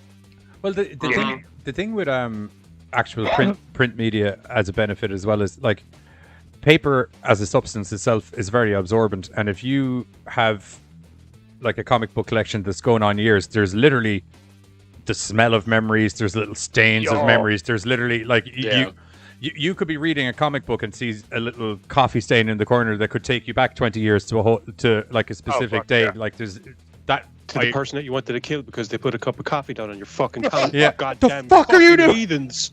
Yeah. Fuck yeah. I will end you. There's a reason that I've got a library right here full of fucking stuff. And like everything that like the reading brings back memories. The action itself brings back memories of being interrupted right before you got to like the big who the killer is. Like it's just an act in itself. You know, it's not just the reading, it's just the environment that you were in when you were doing it. Like I still have a lot of where as I reread those comics, like you were saying, dude, it brings back those moments where I was. Like you can't trade that in for digital. Digital doesn't. I feel that way about movies that I see at the theater. Like I remember what theater I saw the movie in. I remember who I saw it with. Really? I remember if the theater was disgusting or not. You know, I remember like, oh yeah, that's the theater where my brother got fucking fleas from the goddamn seats. Oh, goddamn bed bugs or cinema bugs. And hey, speaking of like catching fleas, guys, I'm going to go back and I'm going to promote the Kickstarter. Yeah. We've only got 4 days left. We've just got 4 days left. If you're in America or Canada, you can get the physical products. We did unlock the 50 physical backers tier in which every person who backed a physical product is going to get a randomly selected original Boneyard press book from the 90s. That's the original printing, and I'm going to be selecting them at random. I went to my warehouse and made sure I had enough books. I do have enough books. And the other thing we unlocked was the 60 backer tier to get this really cool George Perez vinyl sticker. And so, okay, you can't get the vinyl sticker over in the UK, but we'll give you a digital download of it. So we're going to make sure that every backer gets a digital download of the George Perez meat cleaver vinyl sticker.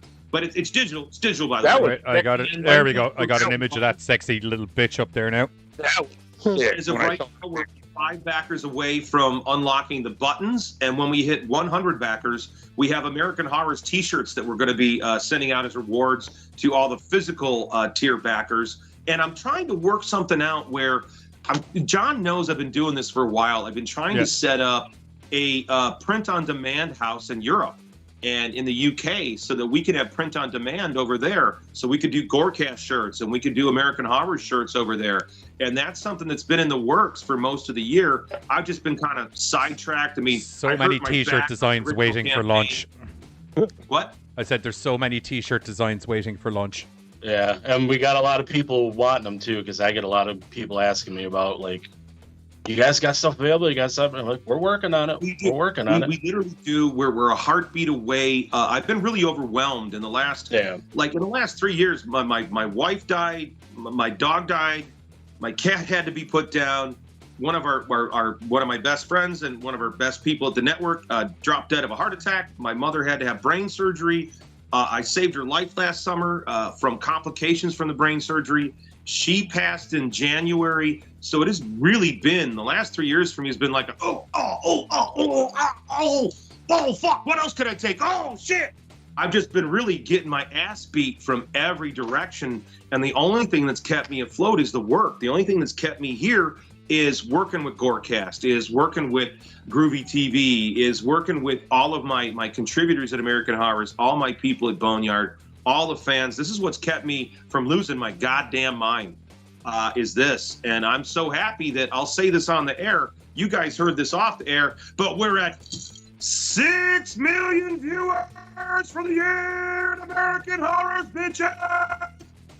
Average viewership time for those 6 million, 24 minutes. Over 6 million people. Suck it, haters. If you're hating on us, fuck you. If you're a horror magazine, how come you haven't written about us? We're the fastest growing horror channel in the world.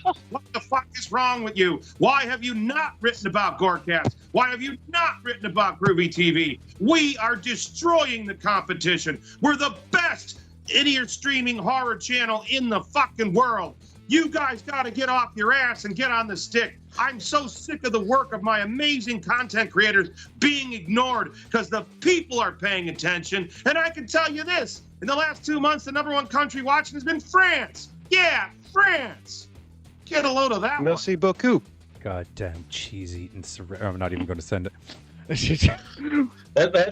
just gives me. Yeah, I blame Bloomhouse. Hang on. To be fair, back in the day, they gave the Romans fucking shit fits for about a century. The French? They did. Hey, they bought the Statue of Liberty for America. That whole thing just gave me goosebumps. Like I'm fucking ready to go. Yeah, man, I'm fucking ready to go. Are you feeling psyched? Are you feeling hyped? Furious. I am, dude. Motherfuckers are ignoring our revolution. We have the numbers. I see these assholes write articles on some fucking dildo on Instagram who's got, I got 10,000 followers. Hey, asswipe, we got 60,000 people a day fucking watching the network. Suck a dick. We're completely uncut. Our filmmakers are men, women, black folk, Mexican folk from all over the fucking world. We are the big melting pot. So you think I'm not fucking mad? I'm goddamn mad as fuck. What the fuck other horror channel has worked with Billie Eilish when she was fucking 6 and 7? None! None, motherfucker! What other horror channel has uncut Glenn Danzig videos on their network? Fucking none, motherfucker! Why don't you name me the horror channel with uncut slave music videos? Fucking name it, bitch! So am I mad? I'm fucking furious, and I'm coming for you. I'm coming to get you. I'm so glad you dropped your whiskey and coke a while ago because it definitely fueled that, I feel. It'd have been everywhere. It would have been everywhere. You got an army behind you right here, so yeah. Bill we're ready just said to fight. that Hart reminds him of he's like the combination of Al Bundy and Howard. He's the combination of Al Bundy and Howard Stern of horror. I'd fucking fuck Howard Stern in the ass and break his arms for everybody. King of all media. Hey, Howard, you got a TV network? Fuck you, Howard. Hey, Howard, you got comic book publishing company? Fuck you, Howard. You hid on satellite TV because you were afraid of the FCC. You cut your balls off to be a judge on some goddamn dancing talent show? Fuck you, Howard. You're yesterday's fucking news. King of all media, my fucking ass. Well, I don't think we need to worry about saying the wrong thing on air again. I can't argue that because that's kind of how I feel. You know, I won't lie to you. It'll be nice to not get pulled by Bloomhouse for a change. So at least there's that. You know. Normally, I'm the one defending. You really skip rope. Look, that kid can skip rope. Howard, you're a hooker. You're just a hooker who. What's the money you need? What's the money you need? You want a foot job? You want a blow job? You want me to talk and dancing monkey? You know why he told Joe Rogan fuck you in the media recently? Because he's jealous. Because Joe Rogan is relevant. Howard hasn't been relevant in about 15, 20 fucking years since he took the coward's bow to satellite radio. Once he gave in to the FCC, his show started to suck a dick. And Howard is no longer relevant because they bought him out. They're trying to do the same thing to Joe Rogan with him being bought out on Spotify. We'll see what happens there. But that's how the man works. Don't you guys remember when Vice Media was good investigative journalism? Oh, that was about 10 years ago. Then somebody gave them $25 million or $50 million to create Viceland, the television network. And all of a sudden, their shit is watered down garbage, watered down bullshit. Well, with American Horrors and with me, there's no sellouts here. We're here to pain and hurt you and fight and brawl and be who we gotta be. And that's Bill the Bull all the way, guys. That's Bill the Bull all the way. Somebody told me that Bill the Bull was Billy the Butcher without the politeness. Well, if it isn't the invisible cunt. For a minute, I want to hear what Giz has to say. He's got a look on his face, and I want to hear it. He's like raising his hand, like me, please. No. It's not that. It's no. See, all of you, all of you are thinking Billy Butcher from the TV series. I'm thinking Billy Butcher from the comics. Yes. I haven't seen the TV series. I haven't watched it. I've got all the comic books though. I like it, dude. but You will be like me, and you will be. By the end of season 1, you'd be like, okay, that was annoying, but I can see where they might be able to fix stuff. Then they'll do something in season 2, and you'll just be like, nah, fuck this. One act that most people didn't even realize was a little throwaway gag that completely fucks up the end of the story, and it's just, nope, done. Mm-hmm. Done. Well, then, dude, Giz, I'm going to make sure you guys get digital downloads of these books. You're going to love Build a Bull, dude. You're going to absolutely love Build a Bull. It's uncompromising. We're look forward to it. We're supposed to be outside consulting on one where he takes a trip to a place that I won't mention. So we need the research. We need the research. You do, because we have the lovely Max Bill working on new Build a Bull stories in which Build a Bull is a private contractor in the Iraq War. Oh shit! Really? Mm-hmm. Oh wow. And I took the cuffs off Max. I'm just like, dude, you're a war veteran. Have at it. Okay. Have at it, buddy. Nice. Okay. Yeah, most people don't know this. He doesn't really sing it, but Max DeVille was a sergeant in the Army, and he was in Iraq. He's a serious, hardcore Iraq war veteran. He's a very serious individual. I'm very happy that he's part of the American Horrors team and a good friend of mine. But that's why he's writing these Build a Bull stories, is so he could, I don't know, bring a truth to the character. And that's what I want from my writers, and that's what I'm so proud of with this work. Is this stuff is all true to the creators. It's all true to us. The stories we wanted to read, the stories that we wanted to see that weren't out there. So if you think Lobo's as big of a bullying pussy as I do, you want to read Build a Bull. Well, and I think you kind of see it yourself though. Like, you know, you're asking why nobody's writing about you, but it's the fact that you want to speak you. Nobody writing about us, dude. Right. Like, no, I'm talking about everybody on the network. It's not just myself. I'm talking about GoreCast. I'm talking about Groovy TV. Even when Groovy passed away, they completely left out his TV series on American Horrors. His hit TV series on American Horrors, they completely left it out of his obituary. And me and Groovy worked on it together for 2 years. Like, why did you guys leave that out? It was something he was really proud of. It's something that he was in the middle of when we were on season 2. And a lot of people from the original Groovy TV are back. Almost everybody from the original Groovy TV is back for season 2. So the notion of my anger is that it isn't about me being ignored. It's about my whole family being ignored. No, I'm sorry. I meant, like, that was a misunderstanding. I wasn't talking about like just you. I mean, like, everything you represent, American Horrors, the GoreCast, all that. Like, that's just it. Like, you give your crew the freedom to speak truth. Like you just said, you wanted your writing to be real about it. And I think that may be part of it. Like, a lot of people are like, oh, well, that upsets me. Oh, well, that's offensive. Like, so you don't get, like, it's hard to speak truth nowadays. Like, you can't really say or do, like, you know, we have to watch what we say where we're at on, say, like, YouTube. Oh, so yeah. we can keep doing Bloomhouse. I'm looking at you. Yeah, I'm probably pissing somebody off every other episode where we're like, oh, probably shouldn't have said that. Well, that's because, Buzz, you have this really bad ability to shit all over a movie and then some of the cast show up in the fucking chat. That's where your problem is. Hey, fucker, if you don't like the fucking movie, hey, motherfucker, if you don't like deep dish pizza, it's not like a personal foul. If you don't like Chicago thin crust pizza, it's not a personal foul. If you don't want anchovies on your pizza, it's not a personal foul. It's a matter of taste, isn't it? It wasn't so much his review of the movie, Yeah. but it was very much his matter of taste that ended up causing a bit of an issue. Just a smidgen. Yeah, I'll tell you off air.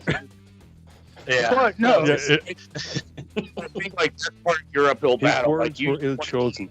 Yeah, There may or may So not be ill-chosen. There may or may not be an actress from Clownado that I accidentally personally attacked, and But got that's people where mad. Over some shit piece of movie like a clown. No.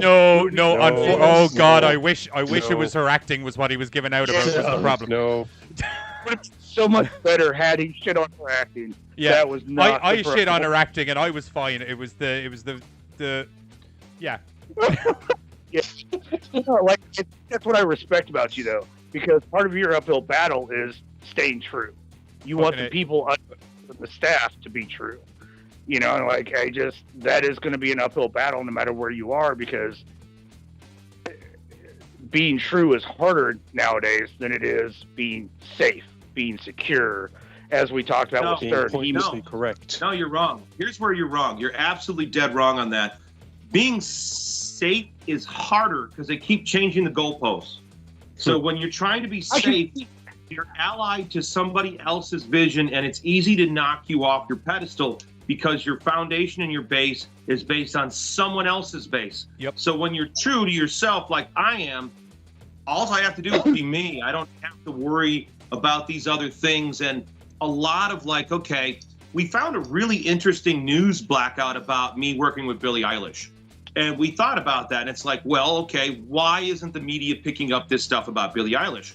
Well, because the mass media is invested in this character, in this singer, and they've got a lot of money tied up in her, and they're terrified about what I might say publicly about growing up next door to me. So they're terrified of me not playing ball, of me not. They're selling like they're not being honest about her past. I'm very happy for her success, her and her brother. Very happy for them. But you could see where the marketing is involved, and that happened to me with Boneyard Press. Is I was a highly educated kid. I was an honor roll kid. I was in the National Honor Society. I was on the fucking swim team. You know, all this. I was a Cub Scout. All that bullshit. But it didn't suit their narrative. It didn't suit the product that they were selling on Sally Jesse, the product that they were selling on Jerry Springer. So they don't care about the truth. And that's the one thing I've been saying in my talks is I've been talking to people, and they get it confused with this pandemic shit. And I'm just like, all I'm saying is the mass media is lying to you. They've always been lying to you. They have never stopped lying to you. Joe Friday telling you, the facts are in. Chesterfield cigarettes are safe. Oh no, Tylenol's really safe. Oh no, that Johnson & Johnson talcum powder for your baby. Oh yeah, that's really safe. It's not going to give your baby cancer. It's lie after lie after lie after lie. Oh no, there's WMDs in Iraq. No, there weren't. Oh no, Pat Tillman, he was a hero, and no, his own men shot him. Oh no, we had this, and it's lie after lie after lie, and that's what I've said about the mass media is you can't believe a goddamn thing you see on TV. Yeah, you really can't. You can't believe anything. Those WMDs looked mysteriously like big piles of oil opposed to WMDs, which is like last time I checked, not what weapons of mass destruction look like. What I mean by it's easier to be safe is because when you sold out, you just wait to be told what's good to say. So, like, when I sell out to this company, they're like, hey, talcum's good. Thank you, sir. Thank you. Compared to you, you're like, fuck it. This is it. This is real. I guess that's what I mean by it's safer when you sell out, because you're not worried about what's being upset. You're just being told what to regurgitate. Yeah. Like what he said about the goalposts getting moved and stuff. Like, if you think back to when you and I were younger, Carter, and we were in school, like, we were part of that progressive thinking age where it was like, oh, you're not allowed to say this about people, and you're not allowed to say that about people. And then that was like, everyone got to a nice, happy level there for a while where there was a bit of common courtesy between people and things like that. And then everyone moved the goalposts again. And now you and I are archaic, fucking racist, fucking whatever. And it's like, I don't know when I got moved into the racist category. I wasn't racist 10 years ago, and I don't think I've changed my opinions. Like, I got my kid that, like, it's like I was set to talk about, like, say, me being disabled a certain way, because that's where the goalpost was. Yeah. And I say something in front of my daughter, and she's like, Dad, no, you can't say that. And I'm like, what do you mean I can't say that? What? If they're retarded, they're retarded. If they're retarded, they're retarded. If you've got a vagina, it's called a medical term. So, this notion that you're going to be damned for the words you use, they're training your children for this. They're training the kids to attack the message and not think about what it is. They're attacking the messenger, and they're detecting the language of the message instead of listening to the message. And that's what we're seeing here is if you dare to question the narrative, then you're attacked for even uttering a question. And that's what they're training the children for. And in fact, I've been seeing this more and more with this homeschooling. They're training these kids where school's above family. And I would say to any parent, I wouldn't let any child do homeschooling through the TV set because it's George Orwell. What they're doing is they're socially training your child to obey a arbitrary authority figure on your monitor. They were in the perfect circumstance to be able to get away with this face on the TV screen, and it They could made be the perfect any circumstance face to on get the away TV with it. screen. Exactly. They're not training you to honor your father, honor your mother, honor your father, honor your mother. They're not teaching you that anymore. It's kind of really, really frightening. And it's one of the reasons I'm glad I don't have any fucking children. I'm so happy I don't have children right now because I'm terrified for parents of this age. But we're kind of getting off the topic of, I'm here to sell some Bill the Bull. Myself and Pam literally had labeled as some pandemic asshole. Myself and then Pam- no one will contribute to my Kickstarter. Myself and Pam literally had that conversation several times over the last 2 years, where it's kind of like, even if I wanted to have a kid, which we do like eventually, but it's kind of like, can't fucking in good conscience. What the fuck am I doing? No. The world is fucked, like. Right. And I mean, like, yeah, I know, but it's dude, super yeah. more fucked. Not now. only people are capable of doing this kind of stuff that they've always wanted to do for the last 1,000 years. And if they didn't want to do it for the last 1,000 years, we wouldn't have fictitious things like the Bible screwing up people's brains for eternity. Before there was, don't get me wrong, there was all of this clanism and stuff before, where it was kind of like, oh, I don't like this color people, those color people don't like that color people, and all that. But now that's broken down into even smaller fucking secular groups of hatred towards everyone. So the now very first one was, I don't like this gender because I want them to do what I want. Hence the Bible. Yeah. Okay, but Bible aside, like, his point is valid though. Like, we are breaking into, okay, in my world, being disabled, we as a community argue amongst ourselves as to how to define ourselves, what to define ourselves, stuff like that. Like, so Deadly's point is valid. Like, we are breaking into smaller and smaller groups, and nothing's getting fucking done to really help, because now all these smaller, as you said, like your daughter with the thing in relation to you in the wheelchair, she was like, oh, you shouldn't call yourself that, Dad. Well, I'm the one in the fucking wheelchair. I'll call myself whatever the fuck I want. Which Sorry. My brother's wife is in a wheelchair, and she calls herself the handicrapper. So my brother's wife, she's been crippled since she was 5, and she calls herself the handicrapper, and that's what she says. So someone else will be like, how come you would say that? It's because it's her joke. Fuck you. Are you friends with her? Fuck you. How could you come into our world, our life, and inject your opinion? Fuck you. You're a bigger dick than I am for calling her a handicrapper. At least I know that's what she refers to herself as. And we all have a laugh. For my late wife Waka, I'd be like, where's my little Jap? Where's my little Jap? She was Japanese. And it was a giggle between the two of us. And we'd be out in public and we go, did you just call her a Jap? Hey, fuck you, asshole. You don't know anything about our relationship or what we're about. And don't you see her giggling and laughing? It ain't like I smacked her. We're just joking. We're having fun. Right. And that's what I'm saying. So, like, that's what I like about your realism. Like, you see it in the shows you show on American Horror. You see it in the, I watched you get choked out during one of your martial arts commercials. Like, you have, like, when you put your by work Gene out LaBelle, there, yeah. Like, when you put your work out, it's like, yeah, that may not have been the best me, but that fucking happened, and here it is. Like, you show you. Well, Gene LaBelle had a valid reason for doing that, which was, if you're going to be taught how to choke someone out unconscious, you need to also know what it's like to be on the... Okay, little background on Gene LaBelle. Gene LaBelle is considered an honor in martial arts circles to have been choked out by Gene, and you are displaying your self-control by giving him your body. And Gene was pretty nice to me when he choked me out, and plus... I've fucking been in worse positions with Gene. Jesus Christ. Yeah. I stole a punchline from Gene once, and he just tortured the shit out of me in front of the whole class. He just tortured the hell out of me, and I learned never steal Gene's punchline. I know his wife. I was supposed to work on a book for Gene. Gene's an amazing human being. I'm so lucky to have guys like that in my life, and I met him through Go Korchevichian, and one of the campaign sponsors who's donated is Anne Maria de Mars. If you don't know who Anne Maria is, that's the mother of Ronda Rousey. Oh, nice. Yeah, but so again, I'm friends with Anne Maria. But a lot of people don't put themselves in that spot, though. They don't want to show the world. Like you said, it may be an honor there, but a lot of people don't want to show that aspect of them. You know, they would rather show themselves like twitching. Yeah. Right.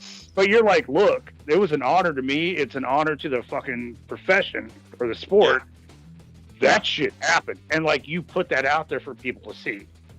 It's totally true. It's totally true. And that's the thing is, okay, I've been diagnosed with post-traumatic stress disorder from my years of violence and being the victim of violence many, many times and having my loved ones being victimized, living in violent neighborhoods. So my doc, she was telling me, she's like, you know, Hart, one of your greatest superpowers is your I don't give a fuck attitude. The thing is I have an attitude like a lot of war vets. Once you've seen your friend bleed out, you don't give a fuck about what they say on Twitter. You don't give a fuck about the finger wagging because you said retard. Get the fuck out of here, motherfucker. We got more important. Did your kid eat today? Is your kid doing well in school? Maybe you should shut your big mouth and be focused on your own goddamn life. Instead of wagging the damn finger, maybe you should be focused on your own children's health. Be focused on your own husband or wife's health or your mom and dad. I mean, I lost my mom recently, and a lot of people are like, man, that's tough. No, my mom was one of my closest friends. I spent a lot of time talking with my mother. She was a big part of what we do. She was here at all the film festivals. Like last year's film festival for the American Horrors Film Fest, it was our 4th year. And one of the only film fests at a theater open to the public during the lockdown. And we had the creators, Scott and Desiree, were there of Bad Candy. Bad Candy is in theaters right now. Okay, guys? Theaters right now. That was the best feature winner last year, and I had my mom there. That's the one with we were doing Corey Taylor. interviews. And huh? Does that have Corey Taylor in it? Yeah, it does. It's a fantastic film. Giz, if you want to see it, we can make something happen for you guys. If you guys want to do a review, interview, I can hook you guys up with a screener copy. Interview. It's a fantastic film, but my mom was there. My mom had just had brain surgery. The co-director on that, Desiree, she had brain surgery 2 weeks after my mother. So we had 2 ladies there with brain surgery at the show. And I can't speak highly enough about Bad Candy. It's a fantastic film. If you're in America, it's in theaters right now. It's going to be coming out on Blu-ray. Great acting. Everything's good. We hope this becomes a series. And I will hook you guys up to make sure you could review it. Yeah, we'd love to review it. And if the guys are up for an interview at any stage, I'd be down for that as well.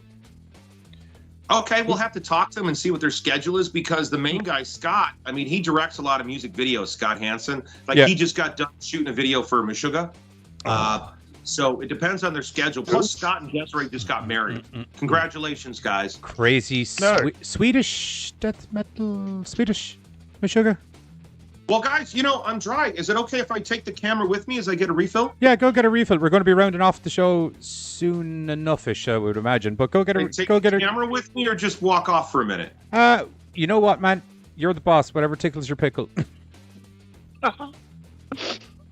That's a bad thing to say to a guy who worked in the adult film industry. Me, dude, it won't be the first. That was the first thing that popped into my mind as well. Whatever tickles your pickle, man. I don't mind. Whatever floats your boat. All right, we're doing the walk and talk. All right, here we go. Whatever commands your pirate ship. I don't mind. Right now, we are in the American Horror Studio. Where are we? The American Horror Studio in Lake Geneva. See the green screen? Oh, look at me. It's a green screen. This is awesome. You which? Everyone's got the... I feel like so it's awesome. Yeah, I can't have my green screen in the shot as it's a separate room. This is an original Bill the Bull banner, Boneyard Press banner from the days of doing running around comic conventions. It's a backdrop painted by Gus Burwell, who is a friend of Timothy Bradstreet, and the characters are Bill the Bull, Dark Angel, Nicholas Stone, his partner, and there's a guy named Dead Man Walking over my shoulder here. Love it. That is sick. Airbrush. Love it. Oh, the network's going. Now we'll go to the kitchen for Little Jack and Coke. A bit of JNC, and I'm not talking about cheese. Hopefully we don't spill this one. Yeah, fingers crossed. Me, Jack Daniels, I've never done any cocaine in my whole fucking life. Thank you. Ever. I never said cocaine. I didn't even mention cocaine. Did. I was talking about Jesus. Oh, hey, so Bill asked, will the print comics be available to ship to Ireland for Bill the Bull? Okay. No, so I think that's why he was saying digital. For the Kickstarter are not available to ship to Ireland because the cost is so fucking great. But if somebody wants to reach out to me, and they want to get a copy, we could discuss what it's going to cost to ship, then I'm cool. I'm totally cool to ship to Ireland. It's just a matter of the shipping costs were so great. I feel like I need to like talk to the customer and make sure the customer understands just how much this shit's going to fucking cost at the end of the day. Because some of the shipping on these books, maybe even more than the book cost. Yeah, because the sheer weight of transport as well, because it's a load of books. Yeah. I'll say, because all of a sudden a $5 comic print on demand over there in Ireland and England. I'm looking for it. So he was saying this may happen before the end of the year. Bill mentioned something, and seeing as you mentioned England, because I'd imagine it's one of the reasons he mentioned it. He was saying if you were looking for a publishing house, you should look in Germany, because currently with the whole Brexit thing, it'll actually cost you even more again to get it to England and to Ireland, because England are their own thing now and went fuck you. No, what I mean is I would hire a print-on-demand company in England. Even the cost of shipping it from England to Ireland is now super pricey compared to what it used to be. Yeah, but there's got to be a print-on-demand house in Ireland. I wouldn't trust Ireland to paint the fucking streets the right color. No, your man that used to, it wasn't a print-on-demand house. It was just like a T-shirt shop. But your man that used to run Crush, Tucker, he did really shit hot quality T-shirts. Like that's where I got all those Johnny Baines media shirts and everything done, and that was they're still fucking in perfect nick. Well, I could say that we have been working with a thing called, I think it's called T-shirt Gang. T-shirt Gang, and we've already set up the accounts and stuff. It's just I've been slammed with the network, the film festival, and the Kickstarter. So once the Kickstarter ends this weekend, and also I've got a full-time guy on now. So I've got a new guy on board who's working full-time on getting me caught up on all the graphic design and interviews and shit that isn't finished yet. You know what I mean? Are you guys getting like seasick? Should I spin around more? Oh no, I'm okay. I play first-person shooters on a regular basis, so this is literally nothing to me. How is your film festival coming along? We're doing good. We're doing good. It's our fifth year, and you know the funny thing about a film fest. There we go. Let me set this up. And there we go. All right. The funny thing about a film festival.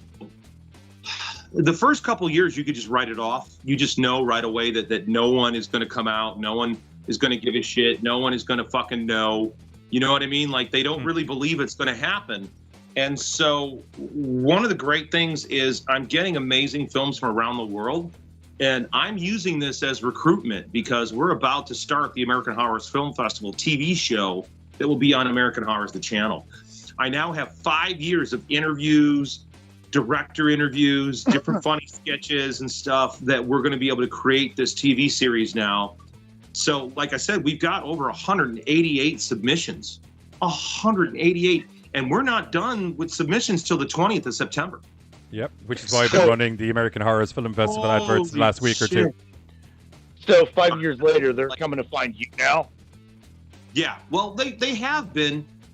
I've done pretty good with the film festival. One of the great things for myself is having the American Horrors television channel. It changes things. You know, a lot of these film festivals, what I was told is we had a filmmaker out last in 2019, and him and his wife came out, and they let me know that they had put their short into 100 different film festivals. They submitted to 100.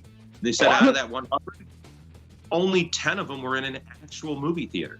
Okay, so we're in an actual movie theater. We are in the Imagine Theater chain, which has got luxury leather seats, 4K projection. The theater that we're in, they just had a $5 million renovation, and our buddy Daniel was in charge. Well, so like, the judge is in charge. The thing with a lot of those normal film festivals are that they're customarily run in a convention center or a fucking hotel or something like that, you know, so you don't have the cinema screens. Okay, see, I always wondered because I've never actually been to a film festival, so I never knew like what the unless you're in the big ones. Actually, even like South by Southwest. Unless you're sometimes you get them that they have like a couple of cinemas or something like that, and they. You know, if you're talking about those South by Southwest, so I was a guest there. I got to be on a panel in 2011. I was brought in to talk about what it takes for a real crime to become a film, and I was on the panel with Amy Cannon Mann, which is Michael Mann's daughter, and she's also a fantastic director. I was on there with a guy named Steve, who is a law professor, to talk about some gentleman that was put to death by the state of Texas with very little evidence of arson. And we had a true crime bestseller. God, his name's escaping me right now, and he's the whole reason I was there. God damn it, it's pissing me off. I can't remember his name. And then I was up on with Phil Anselmo from Pantera. And really? Yeah, so I spent a lot of time with Phil. Phil, what you guys probably don't know about me is I'm a highly influential creator. And so Phil and his girlfriend have my poetry books on their shelf. You know, and Phil's long-term girlfriend made a point to tell me, oh, Phil's going to tell you he's the bigger fan, but I've got both your books and Phil's only got one. So South by Southwest and your average film festival. Let me break it down. What is a film festival? Okay, it is a festival of horror film. Well, for me, American Horrors, it is a festival of horror films that have paid to enter the festival. They paid money to enter the festival. There's an entry fee, and as you go through the year, the more you get to the end, the more it costs to enter, because there's a backload of films. Yeah, and spaces are now limited. I always thought it was kind of like maybe a drawing or something. Like No. they watched 15 entries and picked. It's why you'll when people do a movie and they're planning to hit the film festival scene, there's usually an actual film festival section in their budget, because it is, especially like the guy where you said he'd entered 100 of them and only 10 of them had a cinema screen. You could be talking $10, $20, $30 a pop, even more for certain film festivals. So that's you're in $3, $4, $5 grand territory by the time you've just submitted to everything you need to submit to. No shit. All right. Other film festivals are normally run by a bunch of amateurs, okay? What I found is the very best film festivals that I've been to were run by professionals, like Shriek Fest in Los Angeles, by Denise Gossett. She's an actual actress. Her and her husband do a fantastic job. They're in a real theater, thank you. And Denise does a great job. Shriek Fest is a fantastic film festival. And these are films that nobody's seen. These are films that have never been released. And so the filmmaker is trying to get attention and critical acclaim for their product, because if you get more critical acclaim and more buzz, you can get a better deal for distribution with your title. Like Bad Candy, they won Best Feature at like 20 different film festivals, maybe 27 different film festivals. You know, so that helps them in their sales campaign. Yeah. And it has distribution companies coming to you instead of you hunting down. I said if you have come in as Best Feature in that many film festivals, distribution companies are hunting you down to distribute your movie instead of you actively chasing them. And so, I never understood how like all of the film festivals. I didn't realize that's how it all worked and shit. Yeah, normally there's a committee. Like normally there's a whole committee, and you've got like 5 to 10 people that are all going to have to watch each submission. They're all going to put their votes in for what they want, and they're going to argue over the final votes. And I say, fuck that shit. I'm Hart motherfucking Fisher from American Horrors. I don't need a goddamn committee. I'm going to watch every fucking submission myself. I watch every submission myself. No fucking committee. It's me. I make the decision, motherfuckers. Period. I know what's good. I know what's awesome. I'm the guy with a 30-year career in horror. I'm the guy who knows what editing is and sound design is. I know all this stuff. The amateurs, they don't know this shit. So I'm picking stuff that is going to go on the film festival, which is at the theater. Then there's a second part that's going to be on American Horrors on January 1st for 2 days. So we like to start the year off at American Horrors where you get 2 days of films you've never seen that no other network has. Nobody has these movies. And that's how I've traditionally done it. I wasn't able to do that this year because of everything that was going on with my mother's health and her health issues and losing Groovy on October 3rd. So that knocked us out. But that's what's going to happen this year. And so I make the decision. And we at American Horrors have a professional, we're a professionals film festival. We're at a real theater.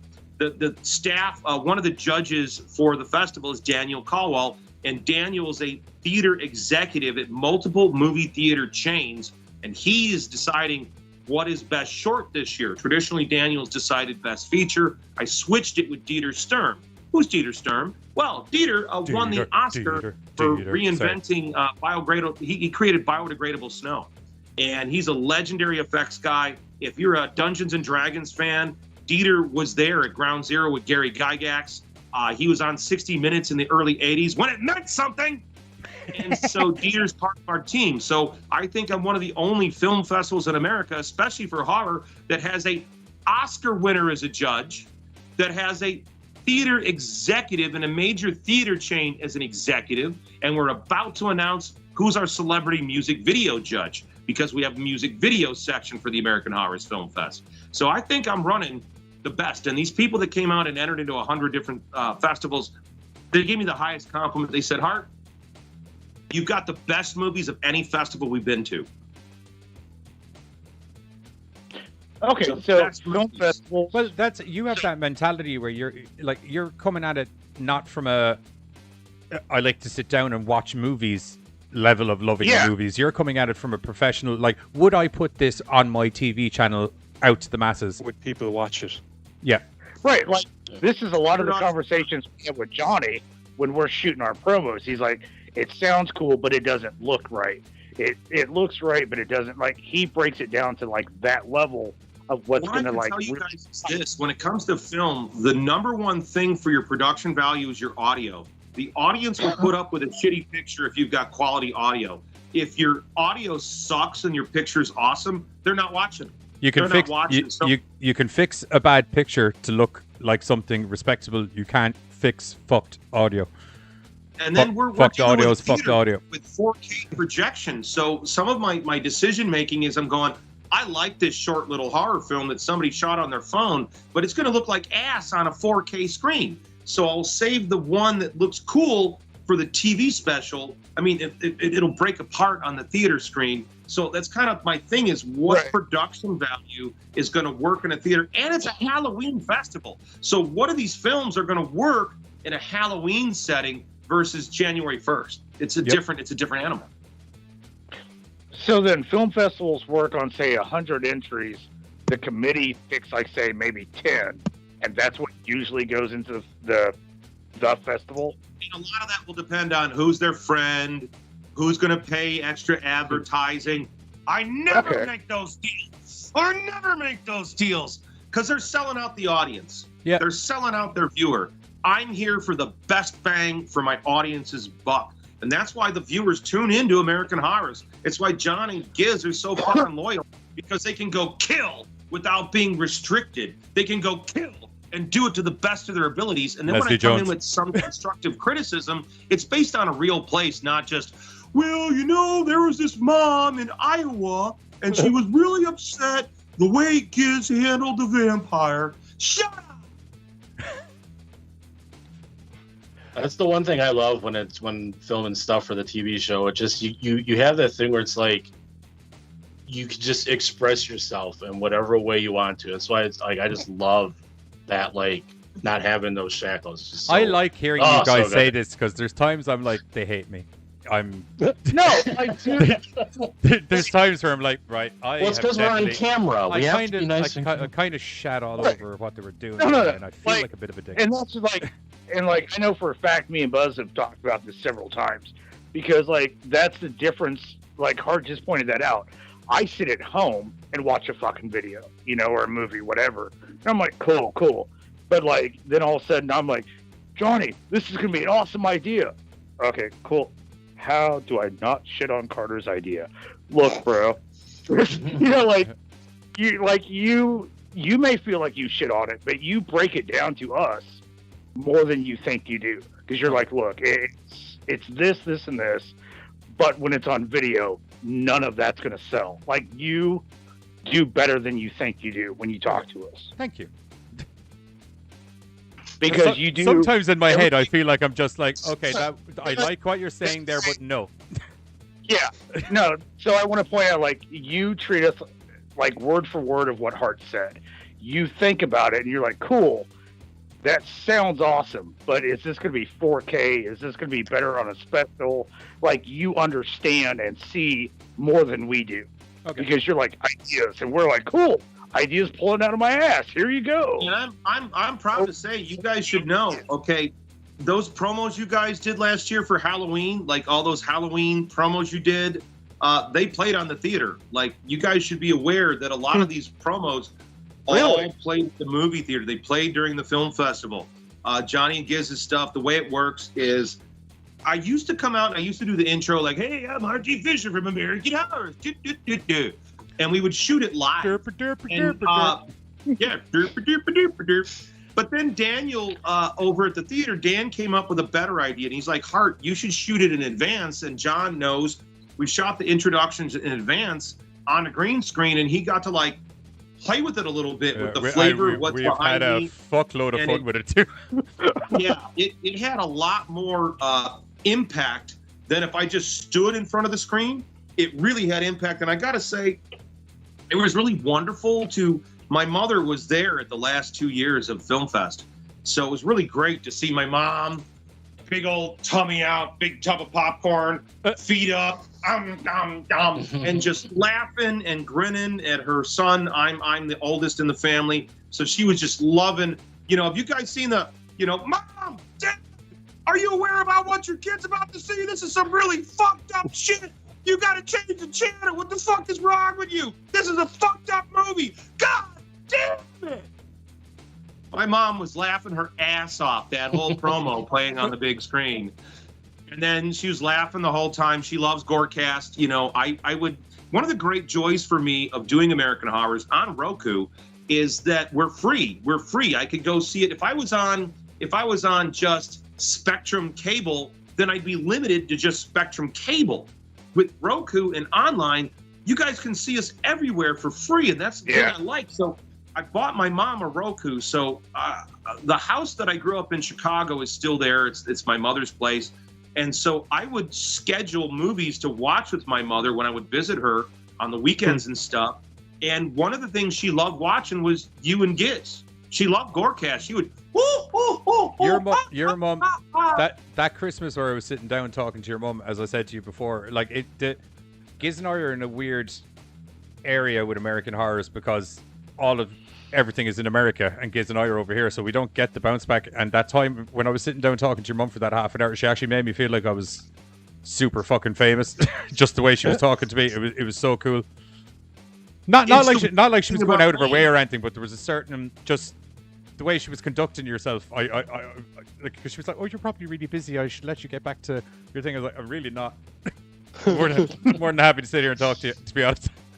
It's all good. No, you guys play really well. It's kind of funny for those that have been following the American Horrors Film Festival. One of my acting group, one of my models, Rachel Glass, she played Barbie Death, and she was so cute. Like, oh, I love those guys, because she's got that Marilyn Monroe husky Barbie doll voice. It's like, oh, Johnny and Giz, they're so funny. You have a big following, and the weird thing about what we do is you can have an impact on somebody's life. Welcome to the Abby. How are you? Uh-oh. Oh, shit. Did Abby log in? Yeah, I assume so. Hey, nothing about you at all. Nothing. No. Like, okay, I was just on this other interview the other day with Pops Van Sant, and they were joking about me throwing ice at a pretty girl off the camera, and I'm just like, yeah, that was Abby. And they're like, you're so mean. I'm like, no, she was giggling and laughing and having a good time. That's the key thing about American Horrors. Me and Groovy came up with it. Like, I coined the phrase for how do you describe Groovy TV? It's good time horror. It's good time horror. And that's American Horrors. It's good time horror. We are a horror culture channel. And my feeling is we're having more fun than anybody at Shudder. We're having more fun than anybody else's network. The only network that comes close is Ken Norton's B-Movie TV. If you guys haven't seen B-Movie TV on Roku, it's great. No. He does more action exploitation films and horror, but it's B-Movie and it's free. Love it. Nice. Well, I think we're going to have to start rounding off the show now because we're hitting the 2.5 hour mark. So any last plugs you want to say about the Build the Bull campaign before we start rounding off? Yeah, guys, we've got 4 days left. If you're in America, definitely plug into the tier, because on Thursday and Friday, we're going to do a thing where everybody who backs a physical product on Thursday and Friday, we did a 30-year anniversary of Boneyard Press t-shirt that was in red. We did a different design for black. So the black shirt is going to be something that you get if you contribute on Thursday or Friday this week. They're silk screened. They're 100% cotton. These are quality shirts. And we've got a lot of cool stickers and buttons, and we're talking about poker chips. And Ma Fisher's Family Flicks. If you want to get involved on a digital download, get the Ma Fisher's Family Flicks. If you want to see tell my mother that I'm married when she didn't know I was married on camera, Really? thought balloons over her head. Oh my God. Oh, so fucking funny. Ma Fisher's Family Flicks. It's a digital download. Get that puppy. Back the campaign. Check us out. If you want to see me on YouTube, go to youtube.com/crime pays Hart. That's Hart. You can see me on Sally Jesse, Raphael, Jerry Springer, Larry King, Gene LaBelle choking me out. All that kind of stuff is up there. And then also you can find me on Facebook. We've got the boneyardpress2020.com. If you don't have the rope, you could watch American Horrors at boneyardpress2020.com. You could watch American Horrors at americanhorrorsfilmfestival.com. And we're working on the Boneyard or the AmericanHorrors.com page. We're doing a lot of rebooting it. A big giant VOD library is going to be on there. So that's what's going on. Why are they locked out? Because we're rebuilding the site. I totally can't wait for the VOD part. Well, that's it from us for tonight. I'm going to apologize to Hart for a second because the subscribe logo is going to come up in front of his face. But if you're new to the channel and you haven't been here before, don't forget to hit the like and subscribe button down below. As it does, try to hit it. Try to hit it. Hit the bell. Hit the like and subscribe button. It's helping us get to that magical number of 1,000 followers, where YouTube will finally declare us an actual channel and maybe allow us to monetize some videos until Bloomhouse fucking mail them and take the monetization away. But that's all of that. His mouth.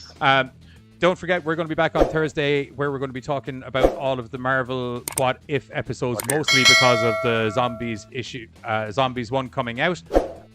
Don't forget, over on American Horrors, every goddamn night of the week, go check out some awesome horror movies, but especially on a Sunday when myself and kids are there, 8:30 p.m. CST, and whatever that equates to as GMTs, where we're just talking about some general horror shenanigans.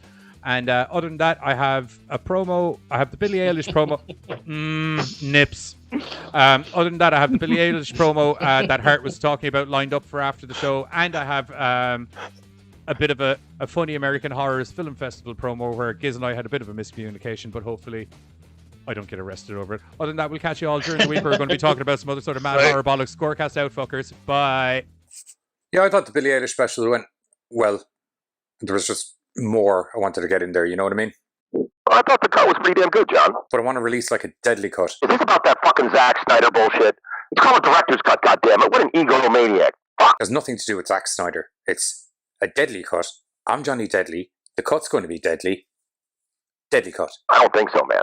Go on. It's fine, dude. Go on. It's fine. You will go on. Dude, it's fine. Go on, go on, go on, go on, go on, go on, go on, go on, it's fine. go on, go on, It's fine. Go on! Okay. Do the deadly cut. We'll fucking play it on. This Slayer Day, American Horrors brings you the Billie Eilish special, The Deadly Cut. All the weird cutaways. All the unheard stories. All the weird shit that the Irish lad said and cut out. Slayer Day, 8:30 p.m. CST, only on American Horrors.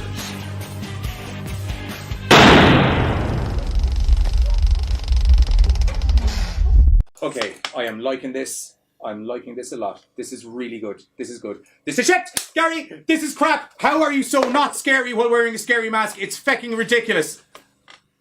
Is this my hooker? Yep. Awesome. If you could go over to Gary on the set there, he'll be with you in 2 seconds, and I'll run your lines with you. Gary? Gary, the serial killer for the movie. What the fuck are you talking about, serial killer? The horror movie for the American Horror Film Festival. The date got extended. Serial killer. chasing hookers through convention. You all told- runs off to a tedious inevitability. Remember? You told me we were shooting a porno this weekend. No, I said we were shooting a promo. Is this a real hooker? Of course it is. Huh? No, we're shooting a promo, not a porno. Promo for the movie. Well, I've no business being here. Good day to you, sir. Hey, how are you? I don't have any money to speak of. Well, that figures. Kids, you better have money for me. That's lovely. Hey, so if you want to find out more about the American Horrors Film Festival, tune in to American Horrors on September the 10th when we're talking to none other than Hart Fisher, the head man of American Horrors, talking about the festival that's coming up. Cha-ching.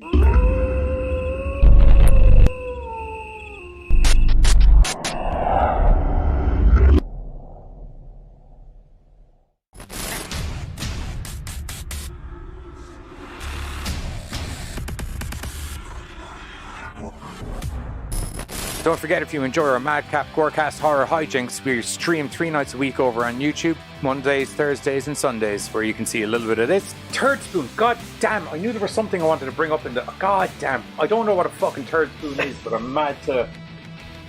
Yeah, it's pretty in-depth. Most definitely some of this. With a new 2009 twist. She pulls out of her vagina. I'll give it to her though, because like, you know how like magicians kind of like do something and they pause dramatically? She took that dramatic pause. And occasionally some of this. Our favorite Halloween movies. What's up, And GoreCasters? Welcome back here to the GoreCast. Yeah, okay, I'm here. I'm back.